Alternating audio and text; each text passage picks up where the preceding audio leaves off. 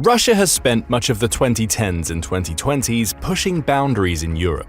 We witnessed this in its 2014 annexation of Crimea, which saw it claim an enormous amount of territory from under Ukraine's nose. Of course, the Ukraine war followed almost a decade later, with Russia having been embroiled in that conflict since February 2022. However, it's a mistake to assume that Ukraine is the only target of Russian aggression. Several other countries, particularly those that previously fell under the Soviet yoke, have also started to feel pressure as Russian President Vladimir Putin's ambitions become clearer. Finland is one of those countries. Unbeknownst to many, Finland has been the subject of a hybrid warfare campaign conducted by Russia for several years, with Putin clearly trying to push boundaries and exert his influence in the Nordic country. But Finland won't take Russia's constant prodding and poking lying down. It's preparing aggressive action, especially after a series of incidents that have let the country's leadership know that it's a target for Putin. That brings us to the main questions we'll answer in this video. What is Finland planning, and why is it gearing up to potentially fight against Russia? Before we dig into the answers, it's important to understand that Russia and Finland have a deep history of conflict that dates back to the 12th century. During that time, the country we know as Finland was essentially a political vacuum that attracted the attention of its neighbors to the east and west. To the west, Sweden wanted to control the region, ideally to establish it as a territory overseen by the Catholic Church. In the east, Russia was eyeing the same patch of land for a similar reason, only it wanted to establish rule based on the tenets of the Greek Orthodox Church. Thus, the first wars over Finland involved Sweden and Russia, with the results being a peace treaty signed between the two nations in 1323. Sweden took most of Finland, though Russia didn't leave empty-handed. The treaty at least gave Russia portions of East Finland. Still, Swedish rule pervaded for several centuries thereafter, marked by numerous cultural shifts.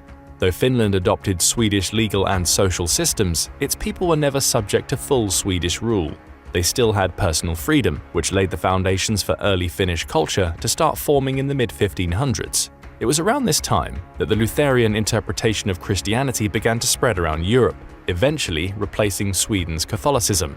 That Reformation came to Finland in the middle of the 16th century, bringing with it the first Bibles written in the Finnish language. The country's culture was becoming ever more established. But Sweden was still a major factor in its existence, which spent over a century between 1617 and 1721 extending its empire's borders around the Baltic region as a consequence of Russia's then weakness. Sweden also turned its attention to finally establishing full rule in Finland during this period, appointing Swedes to many positions of high office in Finland in the process. But Swedish rule wouldn't last forever. Russia has continued to harbor ambitions over Finland in the centuries since it signed the 1323 peace treaty with Sweden, with the 19th century finally delivering an opportunity to strike. Sweden, weakened considerably during the early parts of that century, opened the door for Russia to invade Finland between 1808 and 1809. Finland became a Grand Duchy of Russia in 1809. Interestingly, this marked the first time that Finland was treated as a collective entity. Before Russia's successful invasion, it was merely a collection of provinces, each with its own rules, that were loosely governed by Sweden. Now, as a Grand Duchy of Russia, it was essentially its own state, and with that new collectivism came the emergence of a truer Finnish culture. This was actually aided by Russia. Alexander I, the Russian emperor who served as Finland's Grand Duke between 1809 and 1825, essentially gave the territory autonomy. It was still answerable to him, though other Russian authorities couldn't interfere. The Finnish language became more widespread, aided by a language decree signed by Alexander II in 1863 that made Finnish an official administrative language in the Russian Empire. Legislative work was enabled by the reconvening of the Finnish Diet in 1863, with the country even building its own military thanks to the 1878 Conscription Act. Those good times couldn't last. With the chaos caused by the Russian Revolution of 1917 came the declaration of Finland's independence from Russia in December of that year. Though Finland and Russia didn't go to war over this, the emerging Soviet Union was still determined to take control of the country. The opportunity arose during the buildup of tensions that led to World War II. The Soviet Union signed a non-aggression pact with Nazi Germany during that period. This pact contained a secret protocol that would see Finland, along with the Baltic states of Latvia and Estonia, assigned to the Soviet Union in what would essentially be a Europe that Russia shared with Germany. The pact was put into practice in 1939 when Joseph Stalin and his Soviet army invaded Finland. The Winter War followed, with Finland managing to come out on top, but this marked a dubious period in Finnish history. Unable to get help from the West, Finland allied with Nazi Germany. in part because the Nazis declared war against the Soviet Union in 1941. That decision meant that Finland was once again subjected to partial Soviet rule in the wake of World War II, with 10% of its territory being handed over to Russia as part of the Moscow Armistice. The 1948 Agreement of Friendship, Cooperation and Mutual Assistance it signed with Russia also made Finland more dependent on the Soviet Union economically and politically, resulting in further isolation from the rest of Western Europe. Finland would remain under this indirect Soviet control for most of the 20th century. It was only the end of the Cold War that allowed the country to regain its full independence. Finland took advantage by joining the European Union in 1995. Nevertheless, Finland decided not to join NATO for a long time afterward. Why does all of this matter? The brief history lesson demonstrates the long-standing and often confrontational history that Finland has with Russia. It's a country that was subjected to the Soviet yoke almost as much as those that were officially part of the Soviet Union, and it spent much of the last 3 decades attempting to strengthen its independence and its ties with Western Europe. Russia isn't happy about that. In fact, it's likely that Putin considers Finland an illegitimate country just as much as he considers Ukraine to be the same. That's the suggestion of the Atlantic Council, which published an article analyzing Putin's interview with Tucker Carlson in February 2024. In what essentially amounted to a warped history lesson as seen through Putin's lens, the Russian leader claimed that Ukraine was an artificial state and dismissed the idea of a Ukrainian nation as an anti-Russian conspiracy. The Atlantic Council suggests that he could apply what it calls the same bogus historical argument to invade other countries that have previously been ruled by Russia. Those countries, as you learned earlier, include Finland. And that brings us to what Russia is doing that appears to support these claims. It certainly hasn't declared war. After all, Russian troops are tied up in Ukraine, and an attempt to fight a second traditional war with Finland at the same time could have disastrous consequences for Moscow. However, traditional isn't the route that Putin is following in his approach to Finland. Instead, he's engaging in what appear to be the early actions of a hybrid war that could be setting Finland up for a future invasion. A hybrid war, as described by the NATO review, is a fusion of conventional as well as unconventional instruments of power and tools of subversion. The goal of this type of war isn't necessarily conflict, at least not on the level seen in Ukraine. Rather, the country waging this war aims to inflict damage by blurring the lines between aggression and peace, essentially creating an elusive war that the target nation may not even be aware exists. Russia has used several hybrid warfare tactics against Finland since the beginning of the Ukraine war. Each is designed to destabilize the country, perhaps in preparation for a future invasion if Putin's special military operation is successful in Ukraine. Russia's first tactic: overwhelming Finland with illegal migrants. At least that's the accusation that Finland levied at Russia in November 2023. The BBC reports that Finland's Prime Minister, Petteri Orpo, believes that Russia has been helping migrants cross the 833-mile border between the two countries. This claim was backed up by other Finnish officials, who claim the migrants are arriving at the border in cars before jumping onto bicycles so they can get across the border to claim asylum in Finland. Worse yet, Finland's leaders believe this is all being done with the help of Russian border guards. The statistics they revealed seem to support their allegations. Finnish border guards say they registered 89 crossings over 2 days between November 12th and November 14th, 2023. The number for the previous 4 months was just 91. Interestingly, the composition of those illegal migrants also suggests a Russian influence. That's according to Finnish border guard Colonel Matti Pitkäniemi, who said that many of those who crossed were of Syrian, Iraqi or Yemeni descent. All had arrived legally in Russia, but were not yet approved for entry into Finland. The use of bicycles is also interesting, as it exploits a loophole in Finnish rules that allow border crossings for cyclists.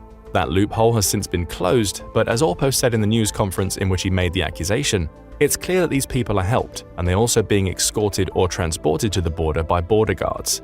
In other words, Russia is allowing these migrants into the country with the express purpose of transporting them to Finland. The problem has only worsened since that 2023 report. In February 2024, Reuters reported on Finnish claims that thousands of these third-country migrants who arrive in Russia from another country before trying to get into Finland, are waiting to cross the border. That comes on the back of Finland shutting down all border crossings from Russia toward the end of 2023 amidst its accusations that the Kremlin is trying to funnel people into Finland. The report also shows that the numbers kept rising from November 2023. In fact, the full month saw more than 900 migrants attempt to claim asylum. Given that the BBC reports that only 91 people attempted the crossing in 4 months leading to November 12th, that means that almost all of those attempted crossings came in the latter half of the month. more evidence of a concerted campaign orchestrated by Russia. Finland sees this organized and illegal migration as part of a hybrid warfare campaign. Ultimately, this is designed to upset the peace and quiet of several Finnish towns, such as Hollola, which Finland says will be disrupted by the immigrants Russia sends. For what it's worth, the Kremlin denies all of Finland's accusations. But that's exactly what it would do in a hybrid warfare situation in which the goal is to create confusion and discontent. Assuming Russia is responsible, it will likely be happy that it's forced Finland to step up its border patrols while investing in drones and similar equipment. Planned Finnish legalization may even allow the country to call on thousands of its reservist troops to stem the migration flow. All of these resources cost money and manpower, representing an excellent result for Putin. This isn't the only example of Russia using its border with Finland to escalate tensions between the two nations. In January 2024, Russia officially terminated a border agreement it had with Finland that dated back to 2012. The decision came in the wake of Finland's decision to join NATO, which had prompted threats from Putin that Finland's actions would lead to problems. That agreement was designed to promote cross-border collaboration between the two countries. Russia claims that Finland had already broken that deal, with Politico reporting that its foreign ministry summoned Antti Helentara, the Finnish ambassador, to tell him as much. According to Russia, the confrontational actions of Finland against Russia and discrimination against Russians on the basis of national origin in the issuance of entry visas was the cause of the decision. Again, we see hybrid warfare tactics at play. Russia's decision to withdraw from the border agreement carries the not-so-subtle message that Russia and Finland aren't friends anymore. Moscow has even managed to paint Finland as the bad guy in the situation. It mentions Finland's refusal to allow the Russians into the country as grounds for the termination, while conveniently leaving out that the majority of those Russians are actually third-country migrants Moscow is purposefully funneling toward the border. In truth, the agreement had been unofficially suspended since the outbreak of the Ukraine war, but Russia waited before making the termination official, using the time to weaponize migration until it reached a point where it could accuse Finland of breaking the agreement. Very clever. And as Chatham House points out, it's a tactic that Russia has used before. For instance, the summer of 2021 saw Russia supposedly cooperate with Belarus to move Afghani and Iraqi migrants to the border that Belarus shared with Poland and Lithuania. That move led to more physical conflicts, as well as protests by the migrants that placed pressure on the two countries Russia targeted. Through this, we can see that Russia's border games are part of a grander plan. They're designed not only to force the country to dedicate resources to a problem it didn't anticipate having to solve, but also force division. As Chatham House also points out, creating migration problems out of thin air for these nations allows Russia to deepen the migration divisions within the European Union. Essentially, the migrants are being used as pawns in a geopolitical chess game. Deploying them could allow Russia to create rifts within the EU, which would in turn chip away at the united front the organization's members have presented against Russia in the wake of the Ukraine war. Fortunately for Finland and the EU as a whole, Russia's tactics have come to light. Chatham House says that the EU has not only recognized the important role Finland has played in securing the group's northern borders, but is actively supporting it through the current crisis. Staff, financial support, and equipment have all been offered as Russia pushes more migrants to the Finnish border, appearing to indicate that Moscow's actions have simply deepened ties within the EU. That wasn't the reaction that Putin wanted. But he can still be satisfied with the chaos he caused. Besides funneling migrants to the borders isn't the only hybrid warfare tactic he's waged against Finland. There's also the polar bear. In October 2023, a Chinese-owned container ship named the New Polar Bear, along with a Russian cargo vessel called the Sevmorput, wreaked havoc in the Gulf of Finland. At least that's the opinion of the Finnish National Bureau of Investigation, which points out that both were in the area at the same time that a pair of telecommunications cables and an undersea gas pipeline were damaged. The New Polar Bear became the focus of this incident. It was tracked moving through the Baltic Sea and eventually arriving at Arkhangelsk with an important part missing, its portside anchor. That very anchor was discovered by the Finnish National Bureau of Investigation, lodged into the seabed near the damaged pipeline 2 days after the Chinese ship arrived in Russia. Was the damage done on purpose? Of course, the sailors of the Chinese ship say it wasn't, but Finland was far from convinced. 2 months of investigation followed, culminating in Finland declaring in December 2023 that all signs it found indicated that the New Polar Bear had sabotaged the telephone cables and pipeline intentionally. As Finland's Minister of European Affairs, Anders Adlercreutz puts it, "I'm not the sea captain, but I would think that you would notice that you're dragging an anchor behind you for hundreds of kilometers." It's a fair point, with further suspicions arising due to the New Polar Bear heading to a Russian port following the incident before immediately sailing back toward China. Aldekreuz claims that he can't speculate on Chinese government involvement, though his words clearly suggest he suspects the supposed accident was a deliberate attempt at sabotage. Russia's potential involvement is even murkier though, and one of the points of hybrid warfare. It's entirely possible that China attacked the telephone and gas lines via a container ship, allowing it to claim innocence by virtue of a mistake, and did so to help Russia sow further seeds of chaos for Finland. At the very least, Russia may have created another inconvenient situation that Finland had to clear up, just as it's done by funneling illegal migrants to Finland's borders. By now, Finland appears convinced that Russia is conducting a hybrid warfare campaign against it. There's been no direct conflict yet, and everything Russia seems to be doing is obscured by a veil of semi-plausible deniability. But Finland sees through that veil and is preparing aggressively for what it may believe is a coming war with Russia. The question now is simple: how? The most obvious answer is that Finland has finally joined NATO. That move had been open to Finland for decades, but it's one that it avoided taking due to its desire to maintain military neutrality. Through that neutrality, Finland believed it could at least maintain a cooperative relationship with Russia, as evidenced by the 2012 border agreement that has now been terminated, while maintaining its ties to the West. That approach has been scrapped entirely. As of April 2023, Finland is officially part of NATO. Russia's actions are the reason why. According to the country's Prime Minister Alexander Stubb, Finland's decision to join was a done deal as soon as Russia invaded Ukraine. The BBC speculates that many Finns saw the writing on the wall, and that invasion reminded them of the 1939 Soviet invasion of their own country, which led to the Winter War. Finland doesn't want to find itself in that situation again, which is why joining NATO now is such a good move. Doing so means it's part of a collective force, and that it's protected by Article 5 of the NATO Charter, which says that an attack on any NATO member's territory is considered an attack on all NATO members. That alone may dissuade Russia from turning its attention to Finland after the Ukraine war concludes. Putin isn't best pleased about Finland's decision. Back in May 2022, he promised to take retaliatory steps both of a military, technical, and other nature in response to Finland's plans to join. Perhaps the hybrid warfare tactics we see Russia employ are part of those steps. Regardless, Finland is now part of a multi-nation group that will support it directly if it ever needs to defend itself against Russia on its territory. Speaking of defending itself, Finland is far from a lame duck when it comes to military might. Though global firepower only ranks it 50th out of 145 nations as part of its annual 2024 Power Index ratings, Finland is a surprisingly militarized nation. As the BBC estimates, the country's military has a wartime strength of 280,000 members, with Finland also training 21,000 conscripts per year to give it a reserve force of 900,000 soldiers. That's massive, considering that it's a country that has a population of just 5.5 million. Pub Affairs Bruxelles digs deeper into the Finnish military strength. It notes that Finland has around 200 German-made Leopard 2 tanks, along with about the same amount of infantry fighting vehicles and 613 armored personnel carriers. Throw in 682 artillery units, and Finland brings a respectable ground fighting force to NATO. The country also understands its own geography when it comes to naval war. Finland's coast is jagged and difficult to breach at the best of times, with the country's navy making that even harder with a focus on mine warfare. It has 5 mine layers in its navy, along with a trio of Katanpää-class mine countermeasure ships, indicating how Finland thinks a naval invasion of the country might go. Reuters offers even more details.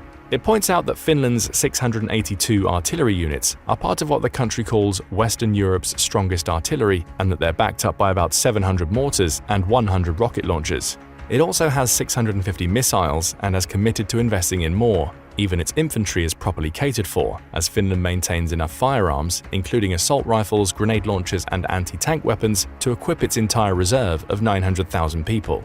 Add winter wear, gas masks, and night vision goggles, and you have a military that, though small compared to Russia's, is extremely well prepared. Speaking of winter wear, you also can't disregard Finland's experience in cold weather fighting. If the Winter War of 1939 taught us anything, it's that a small Finnish force is more than capable of fighting in cold weather to fend off a superior Soviet force. Chatham House notes that Finland's resilience strategies, should a similar invasion happen again, are held in high regard. It says Finland would take advantage of its expansive forests and lakes to launch raids on Russian invaders, preventing them from reaching the country's core population areas.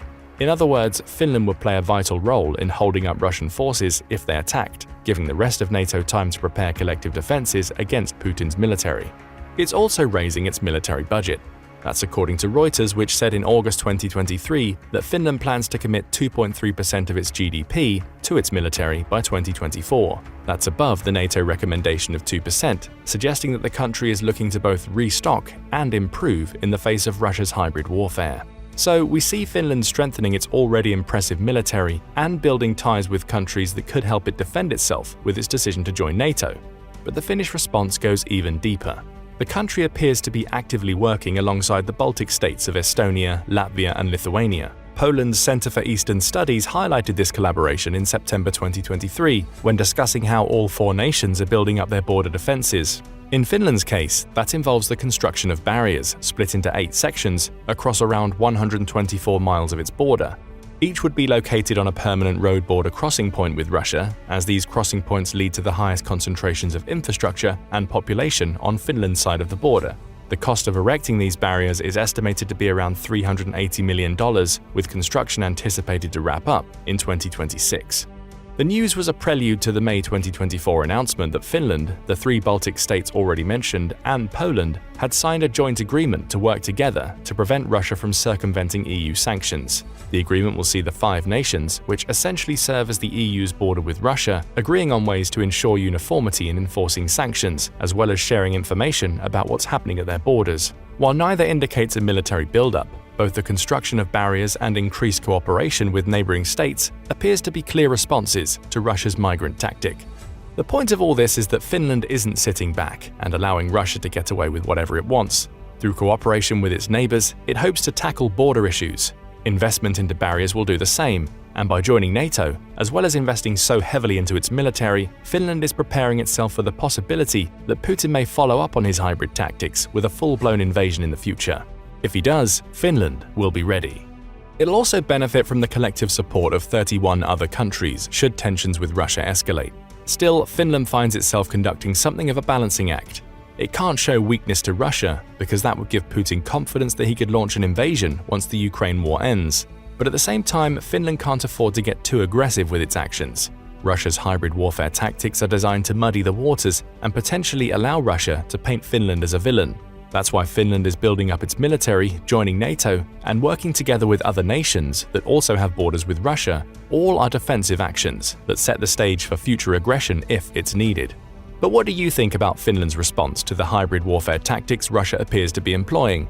Is the country rightfully preparing itself for the possibility of being one of Putin's next targets? Or are those very preparations likely to make it even more of a target, especially given Putin's opinions on NATO? Tell us what you think in the comments, and thank you for watching the video. Now go and check out how will the US react if Russia attacks Finland, or click this other video instead. At the 2024 Lennart Meri Conference in Tallinn, representatives of the 3 Baltic nations delivered a chilling warning to attendees. We're getting ready to march into Ukraine. All 3, Lithuania, Estonia, and Latvia, are ready to cross the border into Ukraine to help defend it against Russia, regardless of whether they have approval from NATO. In doing so, they would escalate tensions with Russia to near breaking point while creating a massive dilemma for NATO. Should it join the Baltic nations in more directly defending Ukraine, or sit back and wait to see how Russia responds? One thing is clear: the Baltic states see Russia's rising aggression as a major threat to their sovereignty. And that raises some key questions. What would convince the Baltics to send soldiers into Ukraine, and why would they want to do so in the first place? What are the implications for NATO? Plus, exactly how much of an impact would the militaries of these 3 countries have should they enter Ukraine? Let's start by digging deeper into the Baltic announcement.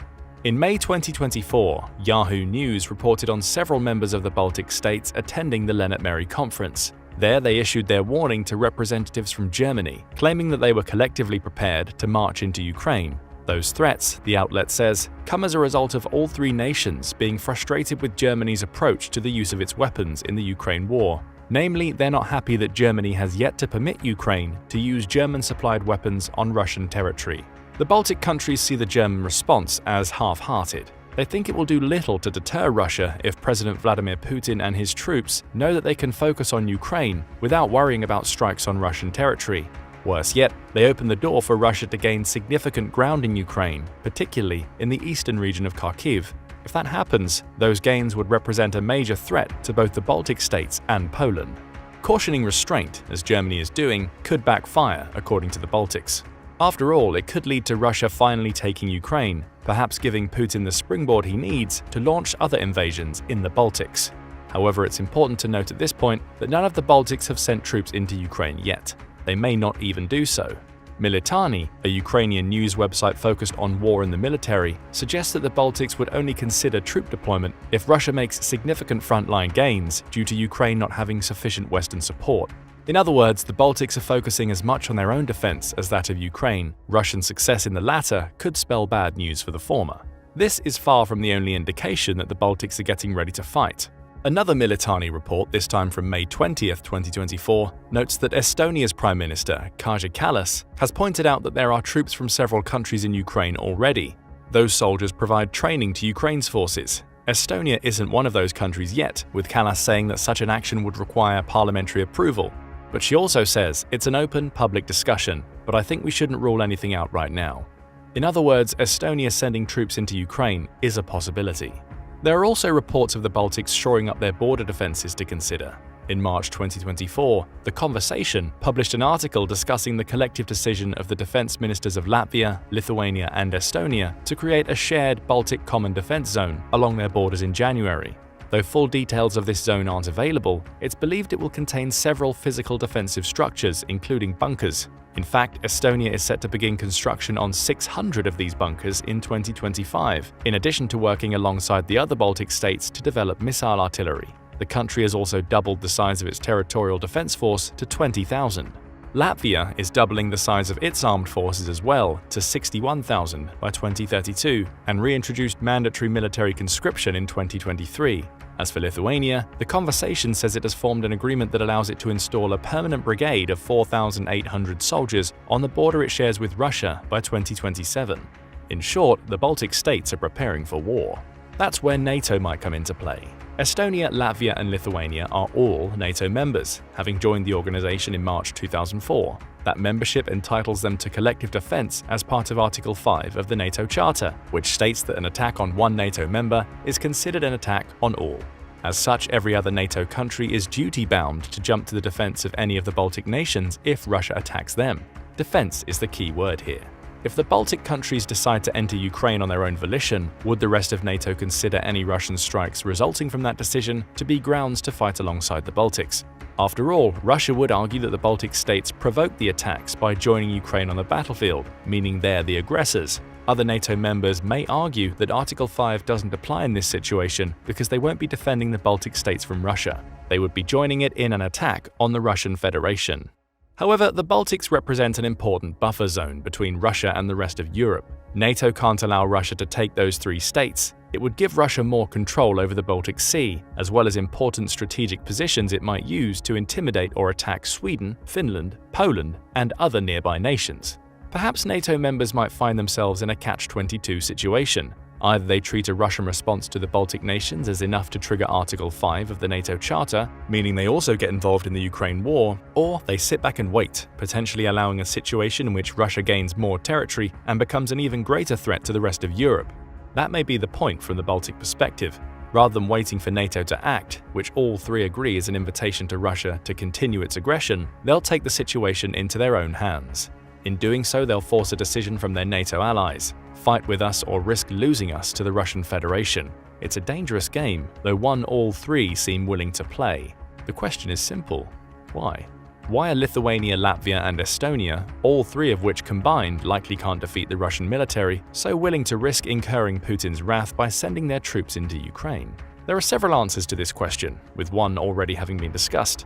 The Baltic countries believe that much of the Western response to the Ukraine crisis has been underwhelming.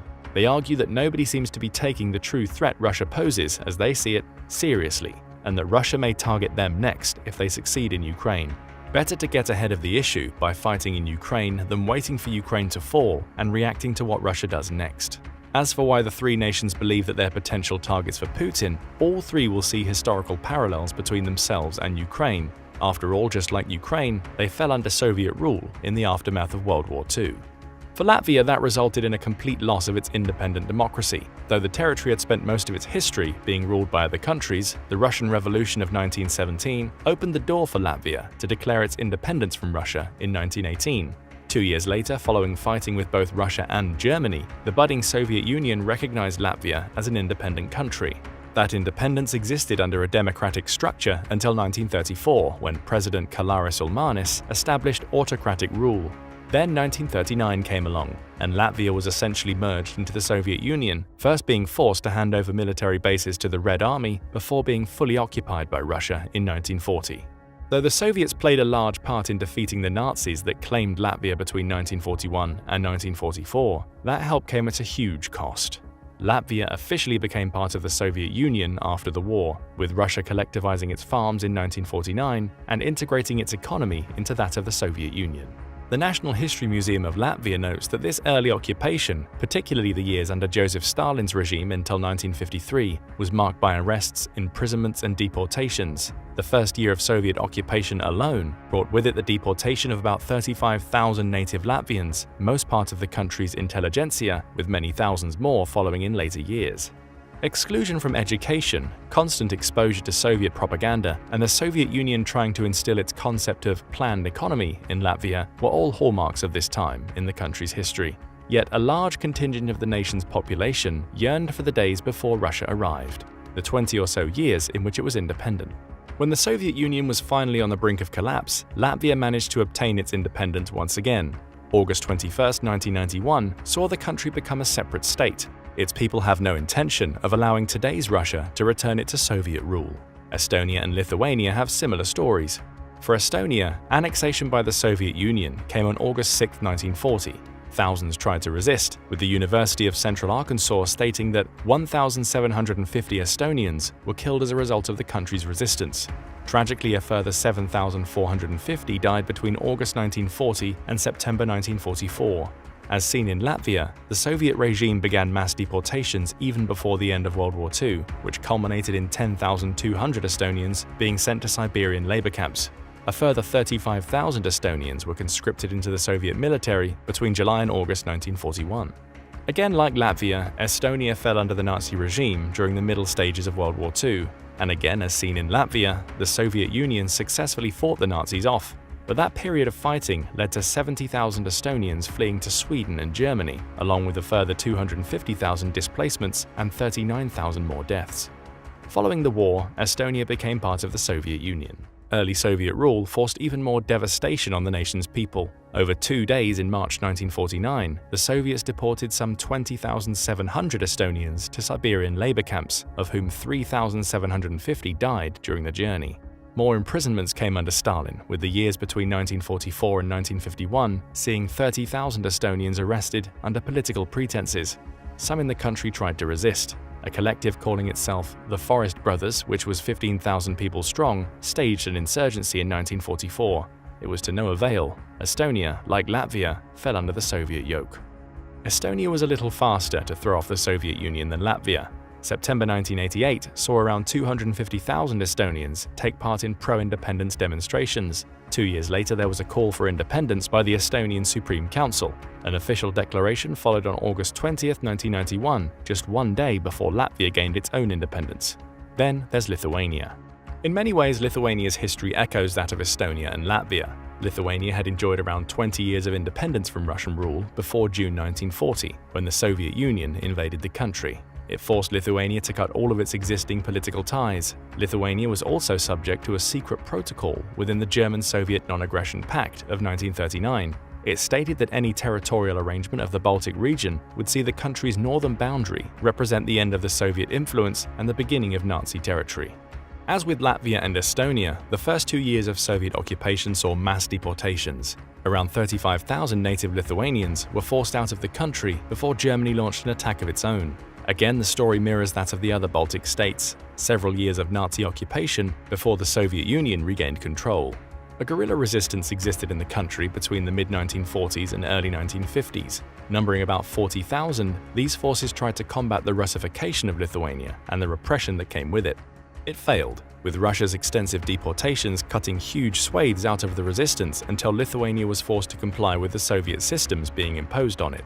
According to Encyclopaedia Britannica, the period between 1947 and 1949 alone saw 220,000 Lithuanians get deported. Many would be sent to labor camps in Siberia and elsewhere in the Soviet Union. The Soviet Union enforced the collectivization of agriculture, as it had in Latvia, yet underground resistance existed. For instance, Lithuania produced more samizdat, or unsanctioned publications, than any other country in the Soviet Union in the 1970s. As with its Baltic neighbors, the desire for independence existed. That desire was realized in 1990 when elections in Lithuania resulted in a legislature that declared the country's independence. The Soviets attempted to topple the newly independent government in January 1991.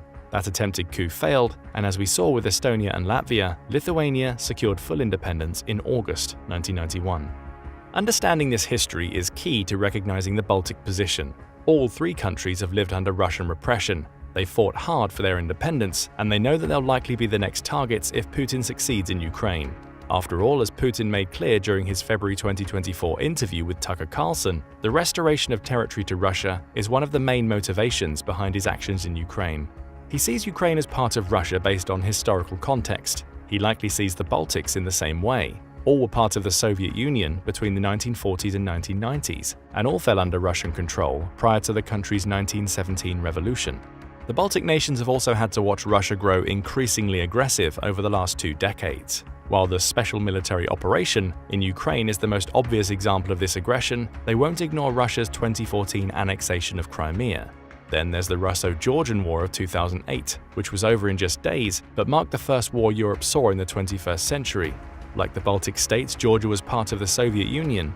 Worse yet, the response to Russia's invasion of the country from the international community was surprisingly muted, an early sign to the Baltic states that their allies weren't taking Putin's aggression seriously.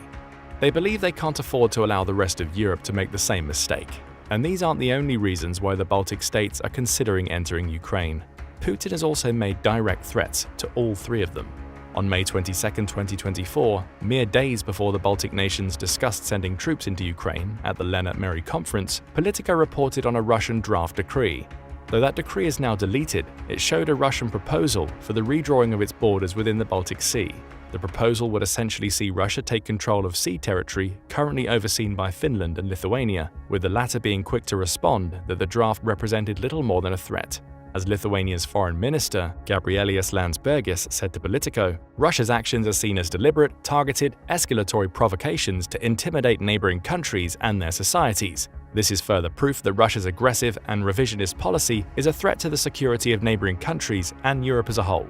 Perhaps that statement could be more accurately categorized as yet another wake-up call delivered to Europe from the Baltic states. Finally, there's Sweden and Finland's decision to join NATO to consider. While certainly good news for NATO as a collective, and the Baltic states in terms of their concerns about Russia, it also brought more threats from Putin.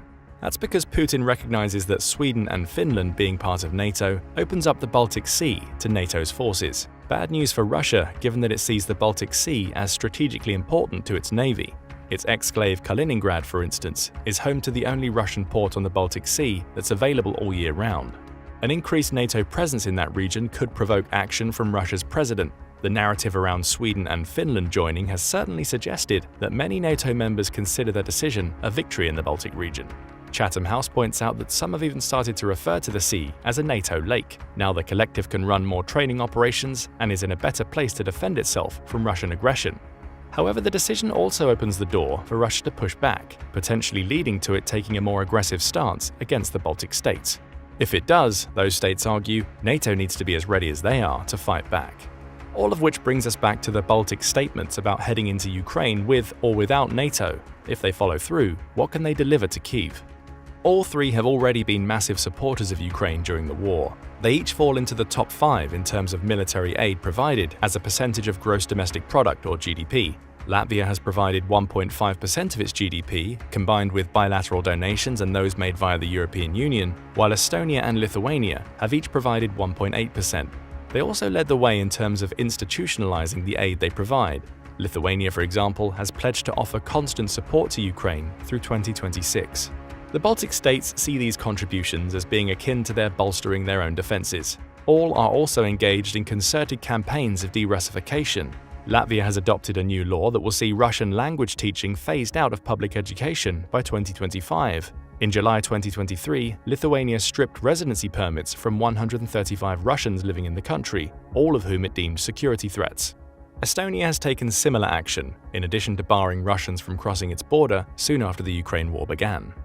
The message is clear from all three. They not only oppose the war, but are actively trying to rid themselves of the Russian influences that remain following the Soviet Union's collapse. As for the direct military assistance each could provide, it's important to note that none of the Baltic states are considered particularly strong, especially when compared to Russia. In Global Firepower's 2024 ratings of 145 military nations, all land in the bottom half of the list. Estonia's position of 87 out of the 145 is the best the Baltics can muster. But that doesn't mean they would not be useful in the fighting. Starting with Latvia, the lowest ranked of the three at 99, the country has 65,750 military personnel, of whom 17,250 are part of its active military. The rest make up its reserves, along with 12,500 that are part of paramilitary groups. Unfortunately for Ukraine, Latvia has no tanks, though it maintains a stock of 1,544 vehicles. It could also bring 59 units of self-propelled artillery into Ukraine, as well as lean on its 6 mine warfare vessels to cause issues in the Baltic Sea. An underwhelming force perhaps, especially when considering who Latvia will be fighting, but that small army will be propped up by Lithuania and Estonia. GFP says that Lithuania could bring more military personnel into Ukraine as it has 141,150 in total. Granted, only 23,000 of those people are part of its active military. However, it has 104,000 reservists upon whom it could call, along with 14,150 paramilitary troops. Like Latvia, it has no tanks to offer, though it can bring about 1,300 vehicles to the fight. Add to that its self-propelled artillery and towed artillery, 21 and 54 units respectively, and you have a decent amount of ground warfare equipment. Like Latvia, Lithuania's navy is small, consisting of just 11 assets. However, 4 of those are mine warfare ships, creating the potential for it to team up with Latvia to make the Baltic Sea a more dangerous place for Russian ships. Lithuania would also be able to bring a handful of helicopters and fixed transports to the fight. Finally, there's Estonia. The most powerful of the three according to GFP's rankings. Estonia has 96,500 military personnel, of whom 7,700 are active. It brings 6 units of rocket artillery to the conflict, along with 24 self-propelled artillery units. Plus, it could add another 1,409 vehicles to Ukraine's forces. A handful of helicopters and fixed-wing transports would also prove useful, as might Estonia's small navy. It could add 4 more mine warfare ships to the Baltic Sea. These stats show that none of the Baltic nations are powerhouses, but perhaps that isn't the point. The 3 states will feel a certain kinship with Ukraine, having all previously fallen under Soviet rule themselves. They'll also see Putin making threats against them, and likely consider themselves the next target should Ukraine fall. For that reason, they'd enter the conflict with motivation, not only to help Ukraine but to defend themselves. They could potentially stretch the war's front lines to include their borders, spreading Russia's troops thin in the process, and use their navies to force Russia to expend resources in the Baltic Sea. Then there's the NATO question. Would the Baltic states entering Ukraine serve as a signal to NATO, and particularly the organization's European states, that it has to get involved? Maybe that's what the Baltic states hope for. All 3 will know that their militaries aren't powerful enough to cause major problems for Russia without support from the West. By entering Ukraine, they may seek to show just how fragile the Baltic buffer between Russia and Europe is, forcing NATO to respond to prevent Russia from taking their territory. If so, it's a risky gambit. Only time will tell if the Baltic nations follow through on their proclamations that they'll enter the Ukraine war if Russia takes more ground. With that, we conclude today's video. Let us know what impact you think Latvia, Lithuania, and Estonia could have on the Ukraine war if they joined. Would they manage to force NATO's hand, or would the rest of Europe sit back and wait to see how it all pans out? Share your opinions in the comments, and thank you for watching the video. Now go and check out how war in Ukraine is de-Russifying the Baltic states, or click this other video instead.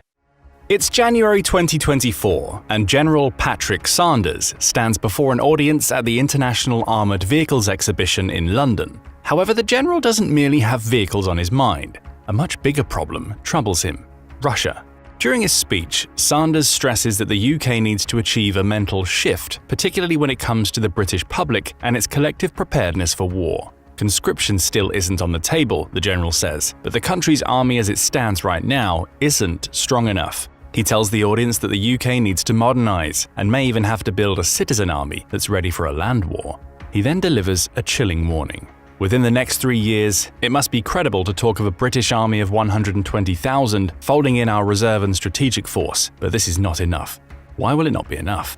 Again, Russia. Sanders' speech rattles a few cages at 10 Downing Street. Former Prime Minister Rishi Sunak dismisses Sanders' words, saying that presenting hypothetical scenarios isn't helpful to anybody. That especially goes for the general's comments that the Ukraine war has shown that it's not regular armies that win wars, it's citizen armies. The UK should follow in Ukraine's footsteps, he argues, or at the very least, be mentally prepared to do so. His message is clear. The UK has no choice but to prepare for war with Russia. And his statements lead to some questions. Why does the UK have to prepare, and just how credible are Sanders' claims? Assuming the general is correct, how would the UK fare if it faced Russia today? And what, if anything, is it doing to prepare for a war with one of the world's largest militaries? To begin answering those questions, we must first dive into the relationship between the UK and Russia. Both nations have essentially been at peace since the end of the Crimean War and have been allies fighting alongside each other in 2 world wars. Given that somewhat friendly history, how have relations between the two countries fractured to the point where the UK needs to be ready for war? It all starts with the rise of Vladimir Putin. Putin's rise to the Russian presidency in 2000 marked the end of the cooperative relationship the UK enjoyed with Russia following the end of the Cold War. That end didn't come immediately. Rather, a series of events slowly transformed the relationship from one of cooperation into one of confrontation, perhaps starting with an infamous incident, the 2006 murder of Alexander Litvinenko. A former officer with the Federal Security Service, or FSB, Russia's replacement for the KGB, Litvinenko was a Russian spy who had become critical of his country. In 1999, Litvinenko earned the FSB's ire when he claimed that the agency had begun colluding with the Russian mafia and was responsible for several apartment bombings in Russian cities that Russia then used to justify the Chechen War. But perhaps more dangerous to Litvinenko, according to a 2016 report by The Guardian, was that he had a personal vendetta against Putin.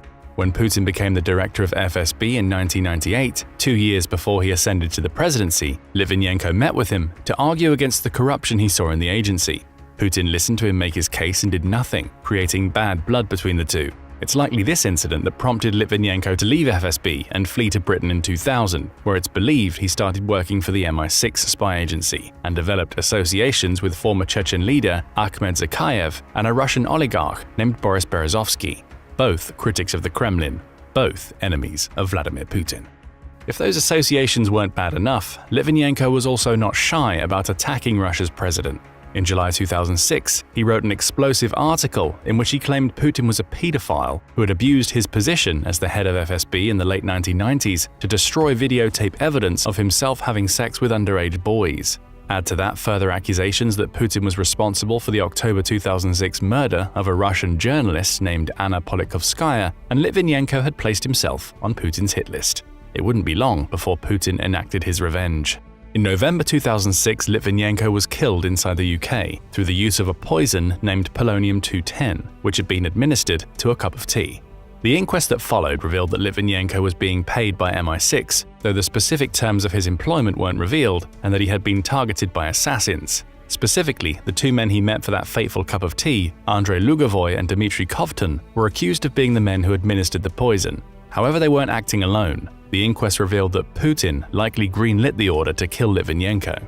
The assassination triggered a turning point in UK and Russian relations, with the UK being incensed over the fact that Russia would kill somebody on British soil. In addition, Russia had been uncooperative with the investigation and even refused to extradite one of the suspects.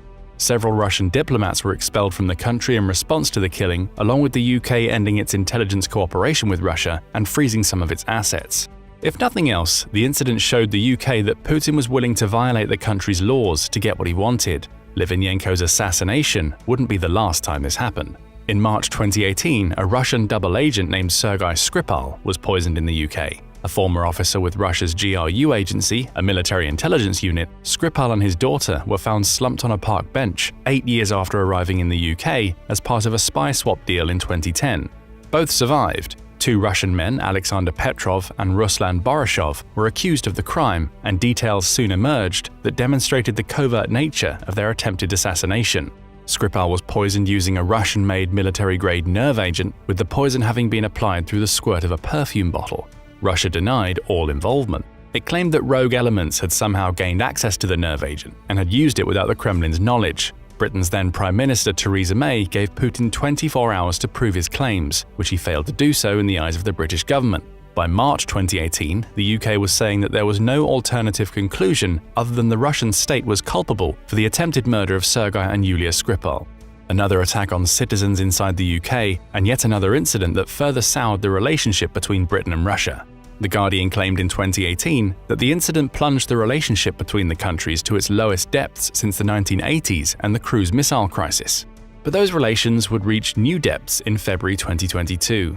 On February 17, 2022, the UK created new legislation that would give its ministers the power to impose fresh sanctions on Russia's businesses and oligarchs. The decision came in the wake of growing tensions in Europe as Putin appeared to be gearing up to invade Ukraine. About a week later, Russian soldiers started a war that continues to rage to this day. The UK joined the rest of the Western international community in condemning the war and used its new powers to levy sanctions.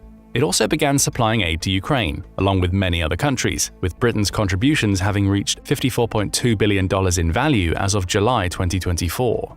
All of this backstory matters because it paints a picture of the two countries that have experienced continued fracturing of their relationship over the last 24 years.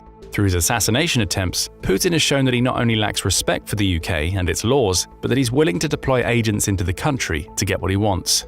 He has set a precedent. Russia has operated in Britain before, and it may well do so again. Only this time those operations would escalate into full-scale war. Assassinations, secret plots, and sanctions combined do not create an atmosphere in which that war would occur. It's what's happened since Russia invaded Ukraine that has led the UK to the point where it needs to prepare. Take the repeated threats from Russia as an example. In February 2024, Russia's former president Dmitry Medvedev commented on the concept of Russia returning to the borders it had in 1991. Doing so would be untenable, claimed Medvedev, who now serves as Russia's Security Council head, as it would mean Russia would have to give up the territory it's taken in Ukraine, as well as Crimea and Chechnya. Speaking on Telegram, a social media platform that's popular in Russia, Medvedev issued a chilling threat. Attempts to return Russia to the borders of 1991 will lead to only one thing: towards a global war with Western countries using the entire strategic arsenal of our state. Medvedev then claimed that any attempt to return to those borders would represent the West forcing a direct and irreversible collapse of Russia, before he built on his strategic arsenal comments. Threats were levied against Kyiv, Washington, Berlin, and London, with Medvedev claiming all four have long been included in the flight targets of our nuclear triad. Better to return everything to how Russia wants it, demanded Medvedev, or Russia will return it themselves, with maximum losses for the enemy. The context here is simple.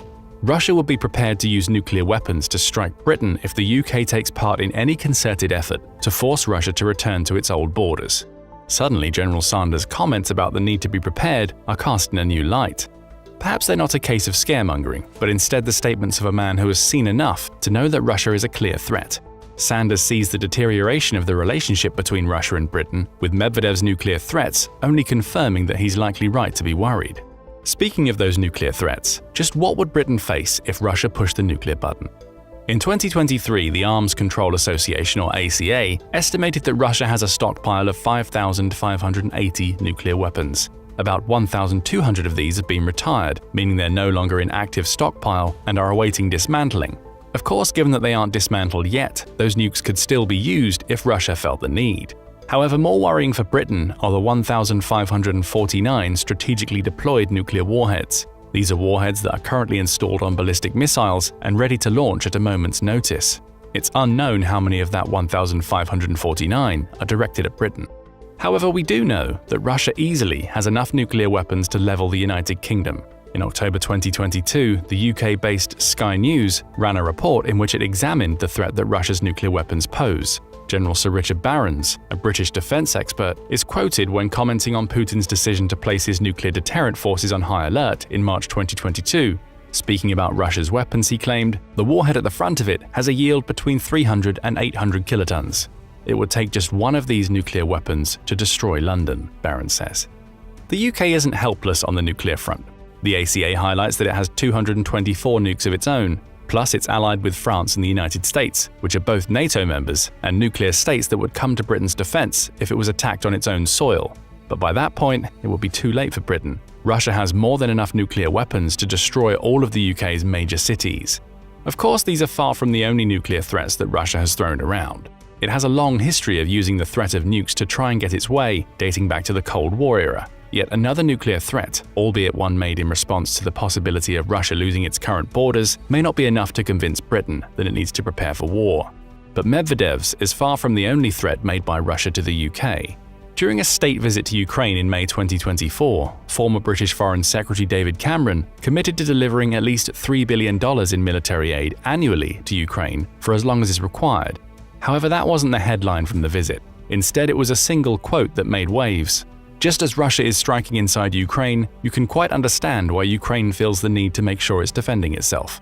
The quote was taken as Cameron's indirect way of permitting Ukraine to do something it had previously been unable to do, use British-provided weapons to attack Russia on its own soil. While Cameron's comments provided room for doubt, further comments made by new British Prime Minister Keir Starmer removed that doubt entirely. Speaking to Bloomberg journalists on July 9, 2024, Starmer claimed that it was up to Ukraine to decide how it would use British weapons, including the long-range Storm Shadow missiles the UK has been sending. Those missiles can travel for 155 miles, far enough for Ukraine to launch them from within its own territory to strike at Russia behind the front lines of the war. Russia was incensed. In the wake of Cameron's comments, Moscow summoned Britain's ambassador to Russia to the foreign ministry to deliver a message. Any strikes made by Ukraine on Russian territory using weapons supplied by the UK would force retaliatory strikes on British military facilities, both in Ukraine and elsewhere. The implication is that elsewhere could mean on British soil. Yet another threat, and yet another justification for General Sanders' comments that Britain needs to prepare. The UK didn't backpedal on Cameron's statements in the wake of Russia's threats, with Starmer's July 2024 comments only adding fuel to the fire. Russia argues that Britain is needlessly escalating tensions. The UK's refusal to back down means that the threat of war between the two countries is higher than ever. However, it's not just direct threats against Britain that could lead to the UK and Russia going to war. It's Putin's threats against British allies. In January 2024, the British government released a risk analysis that claimed there is a 1 in 4 chance that Russia will launch an attack on a British ally within the next 2 years. That analysis came just days after General Sanders' warnings and the government's shooting down of those warnings, with the report describing Russia as an adversary state throughout. The report claimed that there was a 25% chance of Russia attacking a non-NATO ally, such as Sweden. Of course, Sweden has since become a member of NATO, potentially reducing the possibility of such an attack. But if it were to occur, Britain would find itself going to war not because it was attacked directly, but because it was bound to do so by Article 5 of the NATO Convention. The article essentially states that an attack on one NATO member's soil is treated as an attack on all members, with those who aren't being attacked duty-bound to come to the defense of the country that's being targeted. The message here is simple. Russian aggression toward countries like Sweden, Finland, or the Baltic states of Lithuania, Estonia, and Latvia could mean war between Britain and Russia. NATO hasn't lowered these tensions. If anything, it's exacerbated them with the creation of Operation Steadfast Defender 2024. Touted by NATO as the organization's largest military exercise since the Cold War, the joint effort saw 90,000 troops from all of NATO's 32 members converge on Europe to conduct a host of military exercises between January and May 2024. The exercises were split into 2 parts. First, the United troops would carry out a series of exercises focused on securing the Atlantic Ocean through to the Arctic Ocean. From there, ground-based troops would move across Europe, traveling from the north of the continent through its center and finally into Eastern Europe. NATO's stated goal was simple: demonstrate the organization's ability to defend every inch of its territory. The message to Russia was also clear, as NATO's exercise was designed to showcase that its forces are ready and waiting to fight should Russia launch an attack on a NATO ally. The UK was among the most heavily involved nations in Operation Steadfast Defender, as it sent 16,000 troops, a little under a fifth of the NATO total, and reinforced its commitment to collective defense. Once again, we see an escalation of tensions. Putin has repeatedly warned NATO nations not to get involved in his war against Ukraine. However, Russia's continued aggression has prompted many NATO nations, including the UK, to take stock of their defensive strategies in preparation for what some see as an inevitable war. This collective escalation could place the UK in a position where it has no choice but to go to war with Russia to support other NATO members. Finally, there's one more suggestion that the UK needs to gear up for war with Russia. Its own people think that war is inevitable.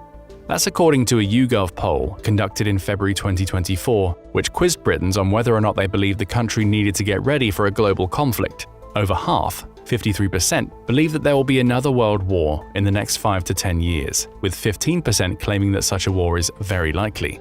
Another 38% say that war is somewhat likely, while a further 16% simply don't know one way or the other. On the plus side, 44% of those polled believe that the UK and its Western allies would prevail in a war over Russia and its allies, compared to just 13% who think Russia would win. Where does all of this leave the UK? One of its leading generals claims that war is coming. Since 2000, Britain has seen its relationship with Russia deteriorate enormously, to the point where the UK is referring to Russia as an adversary state in official reports.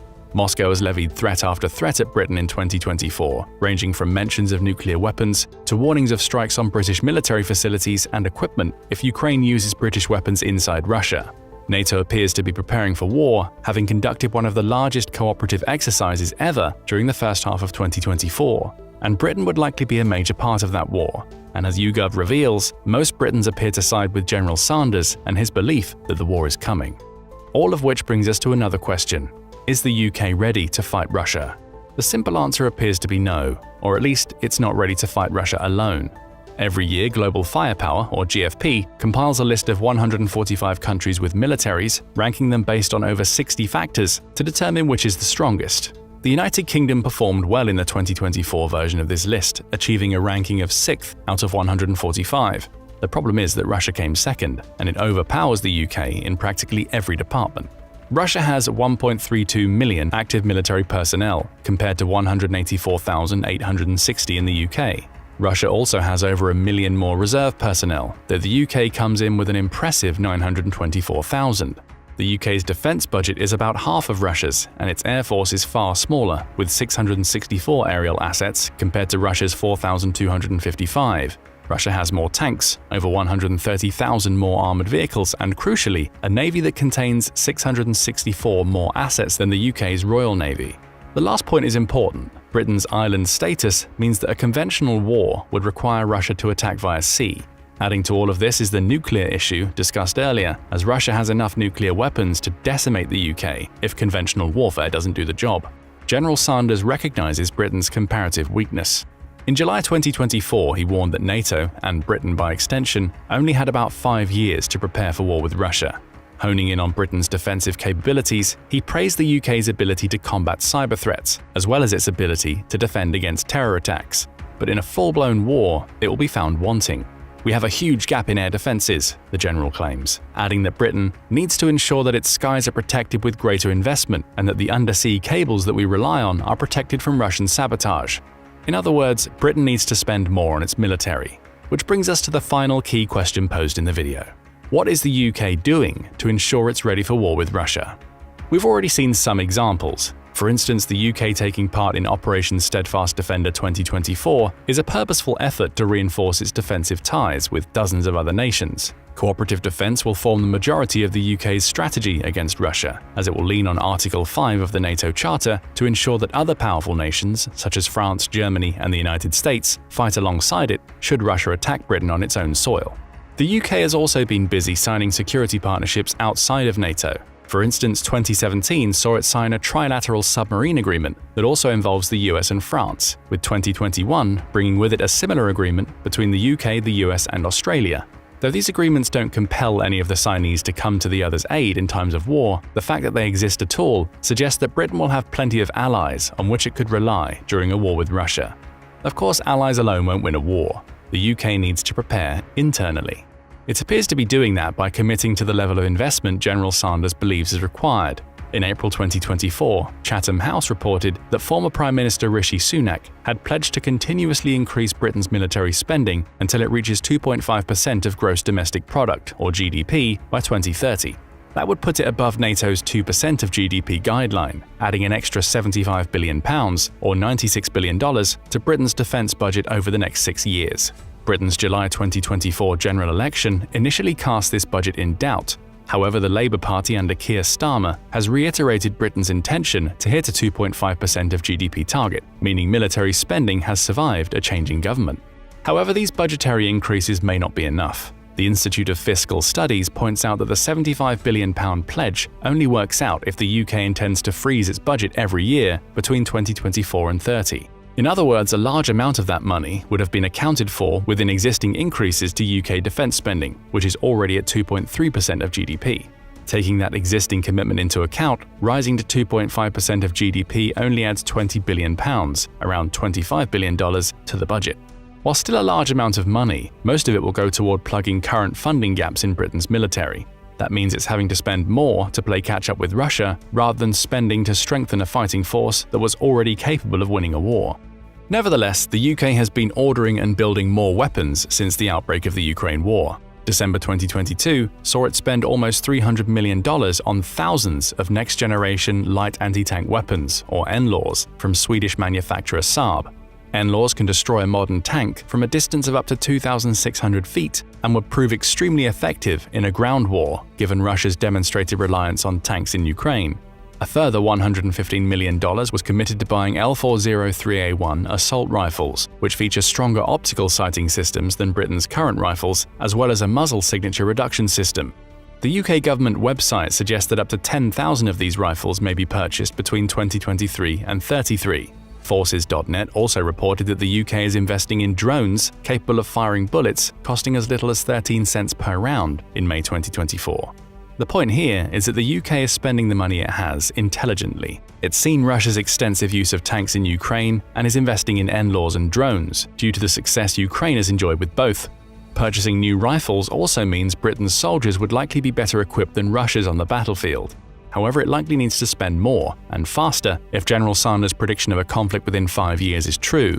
Right now, Britain's navy doesn't match Russia's in sheer size, even given the fact that much of the Russian navy is made up of patrol boats and smaller warships. Its aerial forces, as Sanders points out, are also not at the level they need to be to establish aerial dominance against Russia. Help from its allies could bolster the UK. But if it's to win against Russia, it likely needs to do more. That may mean an even greater commitment to spending, as well as increasing cooperation with its allies to ensure that collective defense is really what it's touted to be if Russia's aggression extends to Britain's shores. But what do you think? Does the UK really need to prepare for a war with Russia, or is General Sanders focusing on a future that's unlikely to happen? What else should Britain do to bolster its military? Share your thoughts in the comments, and thank you for watching this video. Now go and check out "The UK just gave Putin a devastating blow," or click this other video instead. In a stunning move that has left Moscow reeling, Sweden has delivered a crippling blow to Russian forces, shifting the tides of the conflict in Ukraine. This unprecedented aid package from Sweden, NATO's newest member, marks a historic departure from its traditional stance of neutrality. What secret strategies and cutting-edge technologies has Sweden unveiled to support Ukraine? How will this affect the balance of power in the region? Let's delve into the dramatic developments that have sent shockwaves through the Kremlin and bolstered Ukraine's fight for freedom. On May 29th, Sweden announced its 16th aid package to Ukraine. Tellingly, this was primarily a military rather than an economic or humanitarian aid package. It is designed to create Russian casualties, which would have been unthinkable for Sweden a few years ago. Such aid is a departure from Sweden's traditional foreign policy. Until Putin decided to invade Ukraine, Stockholm observed a policy of neutrality dating back to the Napoleonic Wars.